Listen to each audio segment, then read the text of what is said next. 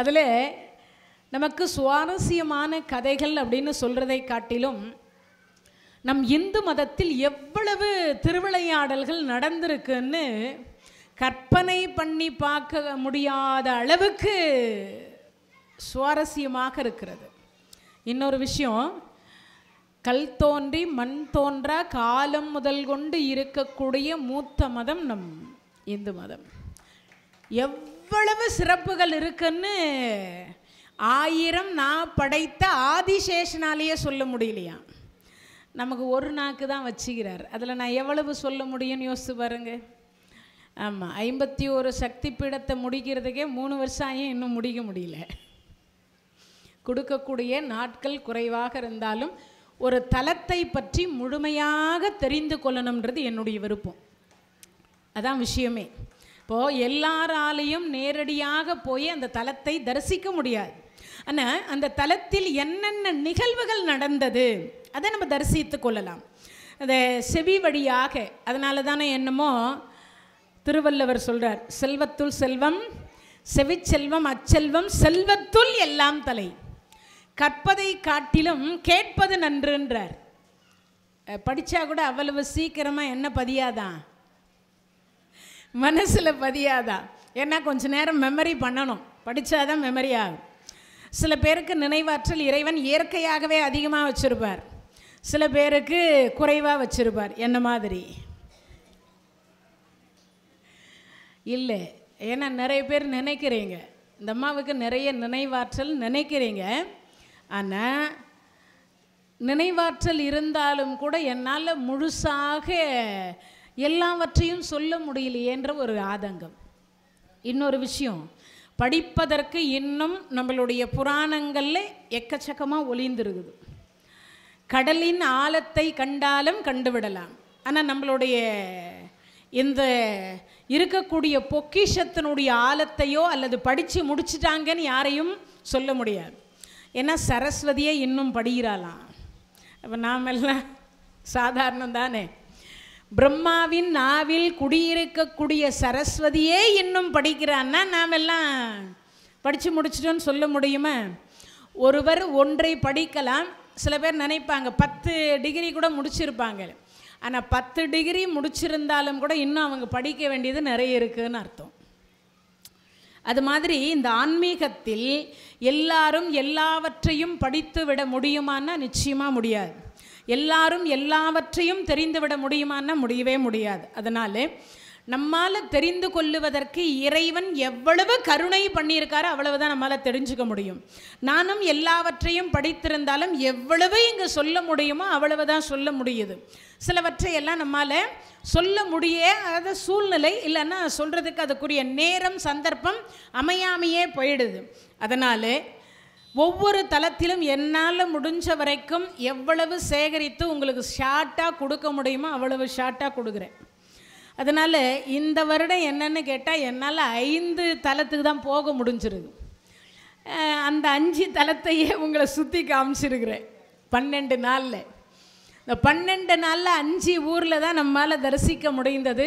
அதனால் மீதம் இருக்கக்கூடிய ஊரை தலத்தை திருக்காரணீஸ்வரர் கருணை இருந்தால் அடுத்த வருஷம் கண்டினியூ அப்படின்னு சொல்லக்கூடியது ஆகும். இல்லை திருக்காரணீஸ்வரர் அதுக்கு முன்னாடியே கருணை பண்ணார்னா ஆலய உழவார தொண்டு சீர்திருத்த கூட்டத்தின் மூலியமாக நடைபெறும் நினைக்கிறேன்.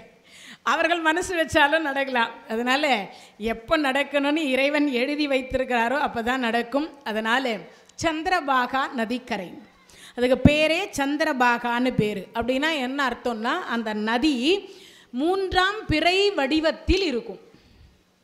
அந்த நதியே எப்படி இருக்கும்னா 3ஆம் பிறை வடிவத்தில் தான் இருக்கும். இன்னொரு விஷயம் என்னன்னு கேட்டிங்கன்னா, சந்திர பகவானாக இருக்கக்கூடியவர் வணங்கி தன் பாவத்தை போக்கிய ஒரு தலமாக இந்த தலம் கருதப்படுகிறது.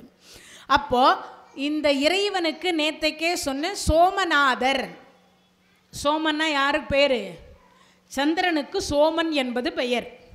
அப்போ அந்த சோமநாதர் என்கின்ற நாமத்தோடு பிரபாஷா என்கின்ற பீடம், அந்த பீடம் அது அந்த பிரபாசா என்கின்ற பட்டினத்திலேயே குஜராத் மாநிலத்தில் இருக்கக்கூடிய சிறப்பான ஒரு புண்ணிய நதி. இன்னொரு விஷயம், துவாரகை என்று சொல்லக்கூடியதை பகவான் ஆட்சி பண்ணார் இல்லையா? ஆனால் அவர் எந்த தலத்தில் பிராணன் என்று சொல்லக்கூடியதை விட்டார்னா இந்த சந்திரபாகா என்று சொல்லக்கூடிய நதியில்தான், அந்த நதி கரையில்தான் அவருடைய பிராணன் என்று சொல்லக்கூடியது தன் இறுதி நிமிஷத்தை அங்குதான் அவர் கழித்து வைகுந்த பதவி அடைந்த ஒரு இடம். பகவான் வைகுந்த பதவி அடைந்த தினம், வைகுந்த பதவி அடைந்த இடம், அந்த இடம் அவ்வளவு சிறப்புக்கு உரிய ஒரு இடம் வந்து சந்திரபாகா. நேற்றைக்கே உங்களுக்கு தொடர்ச்சியினுடைய கதையை இன்னைக்கு தொடர போகிறோம். பிரம்மதேவர் தன்னுடைய தொப்புள் கொடியிலிருந்து, அதாவது அவருடைய தொப்புள் கொடியிலிருந்து தட்ச பிரதாபதி அப்படின்னு சொல்லக்கூடியவர் பிறக்கிறார். மூத்தவரே அவர்தான், பிரம்மதேவருக்கு மூத்த பிள்ளை அவர்தான். அவர் பிறந்துட்டு இறைவன் இடத்துல கேட்குறார் பிரம்மா கிட்ட, அப்பா உலகத்தில் சிறந்த கடவுள் யார்? நான் நேற்றைக்கே சொன்னேன், சிவபெருமான் ஆதியும் அந்தமும் இல்லா அருப்பெரும் ஜோதியாக இருக்கிற பெருமான், அழிவில்லாத பெருமான். ஏற்கனவே பேசியிருக்கிற பொழுது, சிவபெருமானை பற்றி பேசியிருக்கிற பொழுது நான் அவருடைய ஆயுள் காலத்தையும் உங்களுக்கு எல்லாருக்குமே சொல்லியிருக்கேன். நமக்கு ஒரு வருடம், தேவர்களுக்கு ஒரு நாள், அதுதான் இந்த மார்கழி மாதம் விடியற் காலை பொழுதுன்னு சொல்லக்கூடிய தினம். தேவ ஆண்டு காலத்தில் அது நாளாகி, நாள் மாசமாகி, மாசம் ஆண்டாகி, அதில் 12,000 ஆண்டு காலம் கடக்கிற பொழுது பிரம்மாவுக்கு ஒரு பகல். பிரம்ம ஆண்டு காலத்தில் அது நாளாகி, நாள் மாசமாகி, மாசம் ஆண்டாகி, அதில் 12,000 ஆண்டு காலம் கடந்தால் அது நாராயணருக்கு ஒரு பகல். நாராயண ஆண்டு காலத்தில் அது நாளாகி, நாள் மாசமாகி, மாசம் ஆண்டாகி, அதில் 12,000 ஆண்டு காலம் வந்தால் சிவபெருமான் சிரிக்கிற நேரம். சிவபெருமான் சிரிக்கிறதுக்குள்ள யார் யாருக்கு எவ்வளவு ஆயுள் காலம் கழியுதுன்றதை யோசிக்கணும் இல்லையா? ஏன்னா நிறைய பேர், அது மட்டும் இல்லை, நான் சொல்லலை, ஒரு அமெரிக்காவில் ஆராய்ச்சி பண்ண ஒருவர் திருக்கைலாயத்தினுடைய அந்த மலையை ஆராய்ச்சி பண்ணுறாங்க. அப்படி ஆராய்ச்சி பண்ணி அந்த மலையில் போய் நின்று அந்த வாட்சினுடைய முள் ஓடக்கூடிய வேகம் என்பது கிட்டத்தட்ட 5 மடங்கு மேலே வேகமாக ஓடிச்சான். இது அவங்களே அந்த அம்மாவே பேட்டி கொடுத்துருக்குறாங்க. அந்த விஞ்ஞானியே நமக்கு பேட்டி கொடுத்துருக்கிறார் நேரடியாகவே. அப்போது அவங்க ஆச்சரியப்பட்டாங்க. அதை விட்டு, அந்த மலையை விட்டு அப்படி கொஞ்சம் கீழே இறங்கிட்டதுக்கப்புறம் ஆராய்ச்சி பண்ணால் நம்ம நார்மலாக ஓடக்கூடிய வாட்ச் வந்து எப்படி ஓடுச்சு, அப்படி ஓடினது. ஆனால் அந்த மலையில் அப்படி ஒரு, அந்த மலைக்குட்பட்ட எல்லைக்குட்பட்ட பகுதின்னு சொல்லுவாங்க தெரியுமா? காரைக்கால் அம்மையார் என்று சொல்லக்கூடிய புனிதவதி தாயார் எல்லை ஆரம்பம், திருக்கைலாயத்தினுடைய எல்லை ஆரம்பம் அப்படின்னு இருந்த இடத்துல தலகிலா நடந்தார். ஏன்னா இறைவன் இருக்கக்கூடிய இடமாயிற்றே. இன்றைக்கும் நாமெல்லாம் ஷூ போட்டு, அதை சாக்ஸ் போட்டு, அந்த சாக்ஸை கைட்டாமையே என்ன பண்ணுறோம், கருவறை வரைக்கும் போகிறோம். எங்கே போகிறோம்? கருவறை வரைக்கும் போகிறோம். இந்த புனிதவதி தாயாரினுடைய கதையை கேட்டோம்னா நிச்சயமாக போக மாட்டோம். ஏன்னு கேட்டால் அந்த அம்மா இறைவன் இருக்கின்ற இடமாயிற்றேன்னு எதனா மிதிக்க பயந்தா, காலால் மிதிக்க பயந்தா. அதை விட அவள் ஒரிஜினல் காலில் போகலை. ஏற்கனவே அவள் எந்த காலில் போயிருக்கா? பேய் உருவத்தினுடைய காலில் போயிருக்கா. அந்த பேய் உருவத்திலிருந்து காலால் மிதிப்பதற்கே அவள் பயந்தா. நாமெல்லாம் யோசிக்கணும் இல்லையா? நாமெல்லாம் யோசிக்கணும். என்ன கேட்டால், இறைவனுக்கு தொண்டு செய்வது சாதாரண விஷயம்னு நாமெல்லாம் நினைக்கிறோம். இறைவன் சாதாரணமாக நமக்கு காட்சி கொடுத்துடுவார்னு நினைக்கிறோம். அதெல்லாம் இல்லை. அப்படி இருந்ததுனாலேயோ என்னமோ அந்த அம்மா மிதிக்க பயப்பட்டு கூன் குருடுன்னு சொல்லக்கூடிய உடம்பெல்லாம் கூசி நின்ற ஒரு காரணத்தினாலேயோ என்னமோ சிவபெருமானுடைய திருவாயினால் அம்மையே என்னை பேணும் அம்மையே என்று அழைத்தாங்க. சரி, அங்கே மட்டுமா? திருவலங்காடு முக்தி தரக்கூடிய தலத்தில், அந்த அம்மாவுக்கு முக்தி தரக்கூடிய தலத்தில் கூட அந்த அம்மா தலைகீழாக நடந்து போய் தான் இறைவனுடைய திருநட கோல காட்சியை பார்த்தா. யோசிச்சு பாருங்க. அதுக்கப்புறமா தான் இறைவன் சொன்னார், ஏம்மா இப்போ கூட வாவா இப்படி தலைகீழான்னு இன்னும் பார்க்கணும்னார். என்னதான் பார்த்துட்டியே, அதுக்கப்புறமாவது நீ நிற்கலாமே நம்மோட தான். அதுக்கப்புறமா தான் அந்த அம்மா காலை நின்று, அப்போ தான் என்ன வேணும்னார். சுவாமி நடன கோலத்தை காட்டுறேன்னு சொன்னீங்களே, இன்னும் காட்டலையே அப்படின்னு. அப்போ தான் காளி தேவியோடு அந்த தாண்டவமாடி. இன்றைக்கும் பார்த்தீங்கன்னா எல்லா நடராசரை விட திருவலங்காட்டில் இருக்கக்கூடிய நடராஜ பெருமான், நீங்கள்லாம் யூடியூப்பில் போனீங்கன்னாவே பார்க்கலாம் எப்படி இருக்கும். அவருடைய எல்லாத்தையும் இப்படி காலை தூக்கிட்டு இருப்பார். எதை?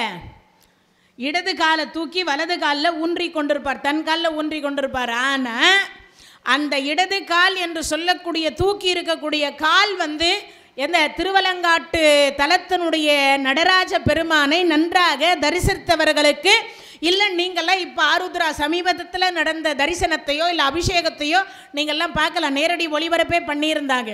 இந்த கால் வந்து தலைக்கு மேலே போயிருக்கும், இந்த காது கிட்ட வரைக்கும் இருக்கும். அந்த காது இப்படி காலில் எடுத்து கீழே விழுந்த காதனுடைய தோடு எடுத்து மீண்டும் எங்கே மாட்டியிருக்கிறார்? காதில் மாட்டியிருப்பார். அப்பேற்பட்ட ஒரு தாண்டவத்தை அந்த இடத்துல ஆடி காண்பித்த ஒரு தலம் இல்லையா? எதுக்கு இதை நான் இந்த இடத்துல சொல்கிறேன் அப்படின்னா, சிவபெருமானுடைய பெருமையை சொல்லுவதற்கு அவ்வளவு எளிதாக நம்மால் சொல்லிட முடியாது இல்லையா? அப்படிப்பட்ட ஒரு சிறப்பு அப்படின்னு இப்போ பிரம்மதேவர் என்ன சொல்கிறார்? அப்போ அவர் அழியாத பெருமான், அவரை போன்று எந்த இடத்திலும் சொல்லிக்கவே முடியாது. அந்த மாதிரி ஒரு பெருமான். எனக்கும் அழிவு வரும், என் தந்தையாக இருக்கக்கூடிய நாராயணருக்கும் அழிவு வரும் அப்படின்னு சொல்கிறார். ஏன்னா நாராயணர் ஒவ்வொரு அவதாரம் எடுத்துக்கிட்டே இருக்கக்கூடியவர். எத்தனை அவதாரம் எடுத்திருக்கிறார்?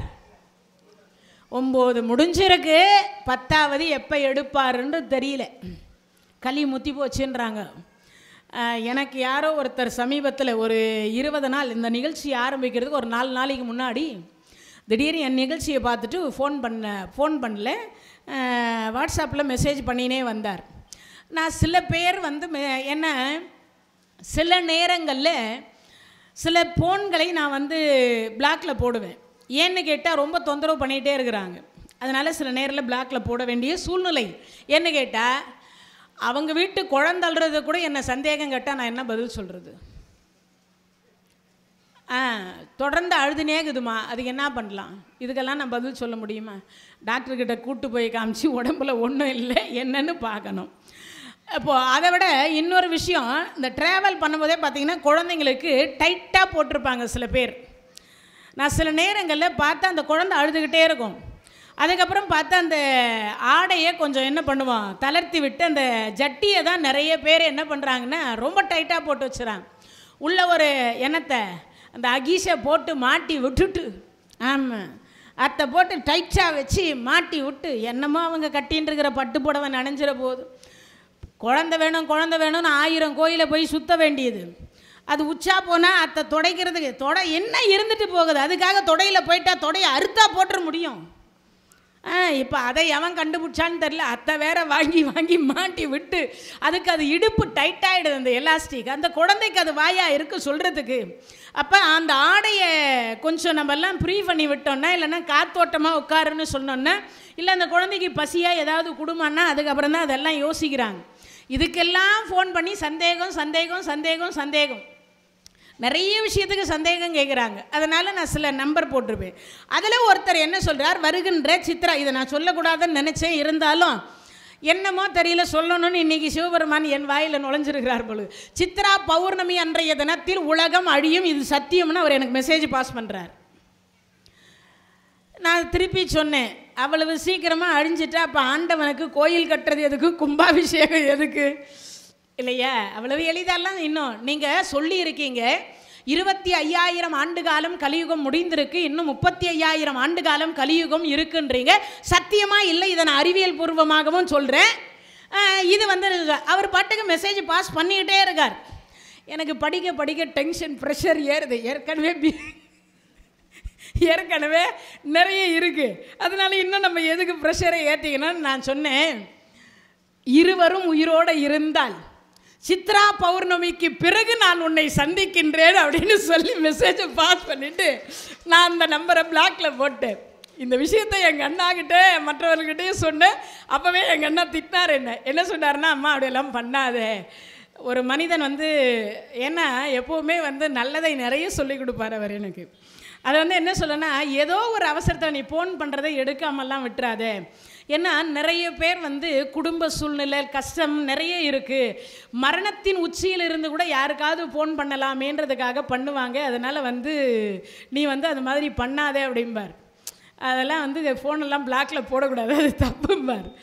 எனக்கு அவர் திருப்பி திருப்பி அனுப்புறது என்னென்னா, உலகம் அழியும் அழியும்னா, அழிஞ்சு போட்டோமே என்ன பண்ண முடியும், எல்லாரும் அழிந்தால் நானும் அழிய போகிறேன், நீயும் அழிய போகிறாய், அதில் என்ன ஒரு பெரிய விஷயம்? இவ்வளவு காலம்தான் இருக்க வேண்டும் என்று விதி எழுதப்பட்டிருந்தால் யாராலையும் தடுக்க முடியாது, அந்த இடத்தை யாராலையும் அழிக்க முடியாது. அதனால் அவர் இப்படி பண்ணிகிட்டே இருந்தார். நான் பிளாக்ல போட்டிருக்கேன். இதை எதுக்கு இப்போ சொல்கிறேன்னா, அழியாத ஒரு பெருமான் சிவபெருமான், அழியாத ஒரு பெருமான். அது உலகம் எப்போ அழியுது என்ன ஏது நமக்கு அது எதுவும் தெரியாது. நம்மளோட அழிஞ்சு போகணும்னு விதி எழுதப்பட்டிருந்தால் நம்ம யாராலையும் ஒன்றும் பண்ணவும் போக முடியாது. அதை தடுத்து நிறுத்துகிற சக்தி நம்மக்கிட்ட இருக்க. ஒன்று வேணா பண்ணலாம், என்ன பண்ணலாம்? நான் நிகழ்ச்சி முடிச்சதுக்கப்புறம் நாகராஜன் ஐயா சொல்வார் தெரியுமா, கூட்டு பிரார்த்தனை அப்படின்னு. அது வேணா பண்ணலாம். அது கூட எப்படி பண்ணலாம்? அழிய வேண்டான்னு பண்ணலாமா, இல்லை போனால் ஒட்டுமொத்தமாக போகலான்னு பண்ணலாமா? எல்லாரும் என்னை திட்டுறீங்க, அது எனக்கு தெரியுது. என்ன மேடம், என் பிள்ளை கல்யாணத்தை பார்க்கணுன்னு இருக்கேன், பேரன் பேத்தியை பார்க்கணுன்னு இருக்கேன், இப்போ தான் பத்திரிக்கை அடிச்சிருக்கேன், தை மாதத்தில் கல்யாணம் பண்ணலான் இருக்கேன். யாரோ நேற்றைக்கே கூட நம்ம பத்மநாபன் ஐயா பத்திரிகை வச்சார், அவருடைய டாக்டர் கல்யாணத்துக்கு வர சொல்லுங்க அப்படின்னு சொல்லிட்டு. இதெல்லாம் இன்னும் நானே என் பையனுக்கு பொண்ணு தேடிட்டு தான் இருக்கேன், இன்னும் கல்யாணம் பண்ணல. நிறைய விஷயம் மருமக கையால் அடி வாங்குறதெல்லாம் பார்க்க வேண்டியதெல்லாம் இருக்குது. எதுக்கு இதை சொல்கிறேன்னா, அழிவு என்பது நம்ம கையில் இல்லை, நம்ம ஒன்றும் பண்ண முடியாது, நடக்கணும். ஆனால் அவ்வளவு சீக்கிரம் ஒட்டுமொத்த உலகமும் அழியும் அப்படின்றதெல்லாம் ஏற்றுக்கொள்ள முடியாத விஷயம். ஏதோ ஒவ்வொரு பகுதி, இப்போ வெள்ளம் வந்து ஒரு இடத்துல ஒரு சில பேர் அழிவு, இப்போ ஒரு சில பகுதி, இப்போது ஒரு பக்கம் பாலஸ்தீனத்தில் எங்கேயோ ஒரு பக்கம் என்ன நடந்துட்டுருக்கு, போர் நடந்துட்டு ஒரு கொஞ்சம் கொஞ்சமாக. அந்த மாதிரி அழிவு என்பது உடனே காட்டிடுமான்னா காட்டாது. இப்படியெல்லாம் கொஞ்சம் கொஞ்சமாக அழிகிற பொழுதாவது நாம் சுயநலவாதிகளாக இல்லாமல் பொதுநலவாதிகளாக இருக்க வேண்டும் அப்படிங்கிற ஒரு எண்ணம் என்ன இருக்கணும். சுயநலம்னா என்னது? சுயநலமாக ஏன்னு கேட்டால், தான் வாழணும், தன் மகன் வாழணும், தன்னுடைய பேர பிள்ளைங்க வாழணும், மற்றவங்க எப்படி போட்டால் போனால் பரவாயில்ல. அது ஒரே ஒரு உதாரணம் சொல்கிறேன் பாருங்கள். அவங்க வீட்டினுடைய குப்பை தண்ணியை தெருவில் விடுவாங்க சில பேர், அவங்க சுத்தமாக இருக்கணும்னு நினைப்பாங்க. மற்றவங்க யார் எப்படி போனால் நமக்கு என்ன? அதில் என்னென்னா, சுயநலத்தில் இருக்கலாம், தப்பு கிடையாது, அது பொதுநலமும் கலந்த மாதிரி இருக்கணும், அதுதான் விஷயமே. அதனால் அழியாத ஒரு பெருமான், சுயநலமாக இருங்க, தப்பில்லை.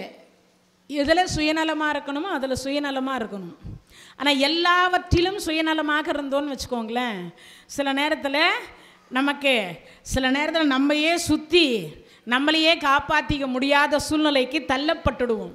அதனால் சில தான தர்மங்களை செய்தால் அந்த புண்ணியம் நிச்சயமாக நம்ம எங்கே காப்பாற்றும்? எல்லா அழிவிலிருந்தும் காப்பாற்றும், எல்லா அழிவிலிருந்துமே காப்பாற்றும். அப்படி அழிவில்லாத ஒரு பெருமான் யார்? அவர் சிவபெருமான். இதை சொன்னார் பிரம்மா, நேற்று சொன்னார். 1000 வருஷம் தவம் பண்ணார். தவம் பண்ண உடனே ஒரு பெண்ணை பார்த்து வேதவதியை திருமணம் செய்து கொண்டார்.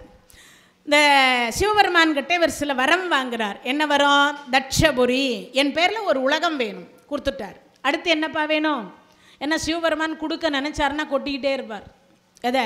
அள்ளி அள்ளி கொட்டிக்கிட்டே இருப்பாரான், கொடுத்துக்கிட்டே இருப்பாரான். ஒரு குழந்தை அழுதது, ஒரு டப்பா பால் கொடுக்கலாம், பாலுக்கு பாலகன் வேண்டி அழுதிட பார்க்கடல் கொடுத்த பெருமான் யார்? அவர் சிவபெருமான். இப்போ எல்லாரும் ஒரு கேள்வி கேட்பாங்க, குழந்தை அழுதா எவ்வளையா குடிக்கும்? ஒரு டப்பா பால், ஒரு அண்டா பால். அவர் பார்த்தாரு, இந்த ஜென்மத்துக்கு கொடுத்தா அந்த குழந்தை அடுத்த ஜென்மத்தில் இருந்தால் யார்டாப்பா கொடுக்கறது? ஜென்மாந்திரத்துக்கு அந்த குழந்தை அழவே வேண்டாம். அதை விட இன்னொன்று, கொடுக்குறவனுக்கு தகுதி இருக்கணும், வாங்குறவங்களுக்கும் அந்த தகுதி இருக்கணும். இறைவனுடைய கருணையினால இப்போ பிரம்மா இடத்துல இவர் கேட்ட கேள்விக்கு சிவபெருமான் அவ்வளவு உயர்வானவர் என்கின்ற தகவலை கொடுத்துட்டார். இப்போ அவர் தவம் பண்ணிட்டு வரம் வாங்குறார். இப்போ வரம் வாங்குகிற பொழுது என்ன கேட்குறார்? தட்சபுரி, இருக்கிற உலகமும் இருக்கணும், இல்லாததும் இருக்கணும். இன்னொரு விஷயம் என்னென்னா, உமையவளாக இருக்கக்கூடியவள் தனக்கு மகளாகவும் நீங்கள் எனக்கு மருமகனாகவும் வரணும்னு கேட்டார். கொடுத்துட்டார். இப்போ அப்படி கொடுத்து விட்ட பிறகு இப்போ வரம் கொடுத்துட்டார். அப்படி வரம் கொடுத்து விட்ட பிறகு இவர் சொல்கிறார், என்ன சொல்கிறார்? தட்சபுரி உலகம் வந்துருச்சு, அதில் இருக்கிறதும் இருக்கணும், இல்லாததும் இருக்கணும். எல்லாம் வந்துட்டுது. ஆனால் இப்போ அப்பான்னு கூப்பிட்றதுக்கு பிள்ளைங்க வேணும் இல்லையா? கல்யாணம் ஆயிடுச்சு. இவர் பார்த்தார், ஒரு பிள்ளைய பெற்றா ஆகாது. இந்த பிரம்மா படைச்சி கொடுக்க சொன்னார். இவன் என்ன 7 14 உலகத்தில் இருக்கிறதையும் வாங்கிட்டானே, அதனால் பிரம்மாவை படைத்து கொடுக்கும்படி கேட்டார். இவர் படைச்சி கொடுத்துட்டார். ஆனால் அதுக்கப்புறம் என்னென்னா, இந்த பிரம்மா கொஞ்சம் கஞ்சத்தனமாக படித்து கொடுத்துருக்கிறாரோன்னு அவருக்கு டவுட்டு. பிரம்மா யார்? தன் அப்பா, சொந்த அப்பாவே. அப்படி சொந்த தந்தையாக இருக்கக்கூடியவருக்கே என்ன பண்ணுறதுன்னு தெரியாமல் இவர் என்ன பண்ணிட்டார்? 1000 பிள்ளைகளை பெற்றார். ஒரே பிரசவத்தில் 1000 பிள்ளைகள். ஒரு பிரசவத்தில் 1000 பிள்ளை பிறந்த உடனே அந்த பிள்ளைங்க கேட்குறாங்க, என்னப்பா எங்களுக்கு வேலைன்னாங்க. ஒன்றும் இல்லை, உங்கள் பாட்டன் இருக்கானே அவன் சரியாக படித்து கொடுக்க மாட்டேங்கிறான். அதனால் நீ என்ன செய்கிறன்னா, தவம் பண்ணு, படைக்கிற தொழிலை கேட்டு வாங்கிட்டு வந்துடு. நேராக எங்கேருந்து போனார். நடு வழியில் நாரதர் வந்துட்டார். வந்தவர் சொன்னார், என்னையான்னார். எங்கே போகிறீங்க? ஒன்றும் இல்லை சுவாமி, எங்கள் அப்பா எங்கள் பாட்டன் தொழிலே கேட்டு வர சொன்னார். அப்படியே? ஆமாம். காமதேனு தெரியுமா? தெரியாது சுவாமி. கற்பக விருட்சம் தெரியுமா? தெரியாது சுவாமி. காமதேனுகிட்ட போய் காடி நீரை கேட்கலாமா? கற்பக விருட்சத்தின் இடத்துல போய் கண்ணாடி துண்டை கேட்கலாமா? முகம் பார்க்குற கண்ணாடியை வச்சு என்ன பண்ண முடியும்? கற்பக விருட்சம் கேட்டது அத்தனையும் கொடுக்க வல்லது. காமதேனு அறுசுவை உணவை தர வல்லது. ஆனால் காடி நீரை போய் எவனோ கேட்டான, அந்த மாதிரி கேட்குறீங்களேன்னார். சுவாமி எனக்கு விளக்கம் புரியலன்னார். காமதேனு அறுசுவை உணவை மட்டும் அல்ல, அதில் சிலதெல்லாம் இருக்குது. என்னது? காடி நீர்னா என்னதுன்னு தெரியுமா? அரிசி கழுவன தண்ணி. என்ன தண்ணி? அரிசி கழுவன தண்ணி. அதுக்கு பேர் தான் காடி நீர்னு பேர். அது யார் குடிக்கிறது? மாடு குடிக்கிறது. மாடு குடிக்கிறத போய் காமதேனுக்கிட்ட கேட்கலாமா? மனிதர்கள் உண்பதை கேட்கணும் இல்லையா? உயர்வான உணவை கேட்கணும். இது அதை விட்டுட்டு இப்படி கேட்டார். அதுக்கு அடுத்து இவர் சொல்கிறார், கற்பக விருட்சத்தினிடத்தில் போய் கண்ணாடி, முகம் பார்க்குற கண்ணாடியை 10 ரூபா கொடுத்தா கிடைக்க போகுது. அதுக்கு போய் சிவபெருமான் கிட்ட 1000 வருஷம் தவம் பண்ணணும்னு அவசியமே இல்லையே. சுவாமி இப்போ என்னதான் சொல்கிறீங்க? முக்தி தரக்கூடிய கடவுள், பிறவா யாக்கை உடையவன், அவனிடத்தில் பிறவா தன் நிலையை கேளு. யார் கேட்டா? எல்லாரும் பிறப்பு வேண்டான்னு 63 நாயன்மார்களை யார் கேட்டிருக்கிறா பிறப்பு வேண்டும்னு? நாவுக்கரசர் மட்டும்தான் கேட்டுக்கிறார். என்னென்ன? மனித பிறவி வேண்டுவதே இம்மாநிலத்தே அப்படின்றார். ஏன்னா அவருக்கு சிவபெருமானுக்கு செய்த தொண்டு மன நிறைவு இல்லை. ஏன்னா பாதியில் வந்து பக்தியில் ஜாயின் பண்ணவர் அவர். அதனால் அவருக்கு என்ன நிறைவு கிடைக்கல? மன நிறைவு கிடைக்கல. அதனால் அவர் சொன்னார், எனக்கு இன்னும் வேண்டும்னார். இப்பிறவி இன்னும் வேண்டும்னார். ஏன்னா அந்த பிறவிலேயே நான் உன்னை என்ன பண்ணணும்? வணங்கி வணங்கி வணங்கி உனக்கு நிறைய தொண்டு செய்யணும்னு ஆசை அப்படிங்கிறதுனால அவர் கேட்டார். மற்ற எல்லாருமே என்ன கேட்டாங்க? பிறவி வேண்டாம், முக்தியை தான்னு கேட்டாங்க. அதனால தான் இரவாத இன்ப அன்பு வேண்டிப்பின் வேண்டுகின்றார். பிறவாமை வேண்டும் மீண்டும் பிறப்புண்டேல் ஐயனே உன்னை மறவாமை வேண்டும் இன்னும் வேண்டும் அறவா நீ ஆடுகின்ற பொழுது மகிழ்ந்து பாடி உன் அடியின் கீழ் இருக்க வேண்டும்னு கேட்டா காரைக்கால் அம்மையார். அப்படி கேட்டு முடிச்சது எல்லாருமே பிறவி வேண்டான்னு தான் கேட்டாங்க. என்ன பிறந்தாதான் பெரிய தலைவலி. எது? காரு வேணும், பங்களா வேணும், அது வேணும், இது வேணும். எதை பார்க்குறோமோ அதெல்லாம் நமக்கே வேணும்னு தோணும். ஆசை யாரை விட்டது இல்லையா? அதனால் அது மட்டும் இல்லை, கடைசி நிமிஷம் உயிர் போகும்போது கூட ஐயோ இவ்வளோத்தையும் விட்டுட்டு போகிறோமே. சில பேருக்கு மண்ணை கரைச்சி ஊற்றுவாங்க. சில பேருக்கு, எனக்கு தெரிஞ்ச ஒருத்தருக்கு 2000 ரூபாய் நோட்டை எரித்து கரைச்சி ஃபில்டர் பண்ணி ஊற்றுனாங்க. ஆமாம், அதுக்கப்புறம் தான் போச்சு. அது நான் சிரிக்க சொல்லலை, உண்மையாகவே நடந்ததை சொல்கிறேன். அவருக்கு அப்படி தான் பண்ணாங்க. எங்கள் அப்பாவுக்கு பணத்தை மேலே கொஞ்சம் ஆசைங்க, அதனால் அவருக்கு என்ன மேடம் பண்ணலான்னாங்க. சரி உங்கள் கையில் எவ்வளோ? நாங்களாம் 5 ரூபா 10 ரூபாவெல்லாம் அம்மியில் வச்சு உரைச்சி கூட ஊற்றி பார்த்தா அது போகலைன்னாங்க. சரி ஒரு 2000 ரூபாய் நோட்டு, உங்கள் அப்பா நல்ல நற்கதிக்கு போகணுமான்னு அவர் ஒரே வார்த்தை சொன்னார். என்ன மேடம் சொல்கிறீங்க? இப்போ என்ன நோட்டு ரொம்ப உயர்வாக இருக்குதுன்னு 2000 ரூபாய் தான்னார். அதை எரி, நல்ல தண்ணியில் கரைச்சிரு, சாம்பலை வடிகட்டி ஊற்றுன்னு. அப்படியே ஊற்றுனாங்க, அது பொட்டுன்னு போயிடுச்சு. அவர் ஃபோன் பண்ணி சொல்கிறார், மேடம் உங்கள் வைத்தியம் நல்லா பழிச்சது, நான் சொன்னேன், ஐயா எங்கள் அப்பாவுக்கு பணத்து மேலே ஆசைன்றதுக்காக இப்படியா செய்வீங்க அப்படின்னு. நான் கிண்டலுக்கு சொல்ல, இது உண்மையாகவே நடந்ததை சொல்கிறேன். அப்புறமா அவர் சொன்னார், இல்லை மேடம், அவங்க ரொம்ப நாளாக ஒரு 3 வருஷம் படுத்த படுக்கையாக இருந்தார், உடம்பெல்லாம் எறும்பு முய்க்க ஆரம்பித்தது, அதனால் என்ன செய்வதுன்னு தெரியலன்னார். நான் சொன்னேன், பணத்தாசைனா இப்படி தான் பண்ணுவாங்க, அது உரைத்து தான் உதவும். நான் மேடம், நாங்களாம் 6 மாதமாக உரைச்சி ஊற்றின்னு இருக்கோம் போல. அதுக்கப்புறம் நான் ஒரு விளையாட்டுக்கு சொன்னதே அது உண்மையாகவே நடந்தது. அந்த மாதிரி அது கொடுத்ததுக்கப்புறம் அவர் இறந்தும் போனார். எதுக்கு இதை சொல்கிறேன், நான் உடனே திட்ட ஆரம்பிச்சிடாதீங்க யாரும். ஒரு உயிரை இப்படி அநியாயமாக போக வச்சுட்டீங்களேன்னாதீங்க. நான் ஒரு விளையாட்டாக சொன்னேன், அதை உண்மையாகவே அவர் பண்ணிவிட்டு அப்படியே இறந்தும் போய் அவர் ஃபோன் பண்ணி சொல்கிறார் இந்த மாதிரி அப்படின்னு. அது ஒருவேளை அப்படி தான் போகணும்னு விதியா என்னன்னு தெரியல. ஏன்னா எதையும் விட்டுட்டு போக மனம் இருக்க மாட்டேங்குது. அதனால் இங்கே சொல்லுகிற பொழுது நாரதர் சொல்கிறார், முக்தியை கேள். என்ன பிறந்தாதான் நமக்கு எல்லாருக்குமே துன்பம், அதனால் பிறவாததை கேள் அப்படின்னார். இப்போ இவருக்கு சொல்லிட்டார். சொன்ன உடனே இந்த பிள்ளைங்க 1000 வருஷம் தவம் பண்ணாங்க. இறைவன் காட்சி கொடுத்தார். என்ன வேணும்னா, சுவாமி பாதார விந்தத்தில் இடம் வேணும், வாங்க போகலாம். கூட்டே போயிட்டார். மறுபடியும் 1000 பிள்ளைய பெற்றார். மறுபடியும் 1000 பிள்ளைகளுக்கு சொல்லி அனுப்புகிறார், உங்கள் பாட்டன் தொழிலை கேட்டு வாங்கன்னு. நடுவில் இடையில யார் போனார்? நாரதர் போனார். போனவர் அதே மாதிரி அந்த பிள்ளைங்களுக்கு சொன்னார். அந்த பிள்ளைங்களும் பார்த்தாங்க, 1000 வருஷம் தவம் பண்ணாங்க, முக்தியை கேட்டாங்க. வந்த சிவபெருமான் கையோடவே கூட்டு போயிட்டார். இப்போ 2000 பிள்ளைங்கள் போச்சா? இந்த 2000 பிள்ளைகள் போனதுக்கப்புறமா தட்சனாக இருக்கக்கூடியவர் நாரதரை நோக்கி ஒரு சாபத்தை கொடுத்தார். திரிலோக சம்சாரியா போக கடவது.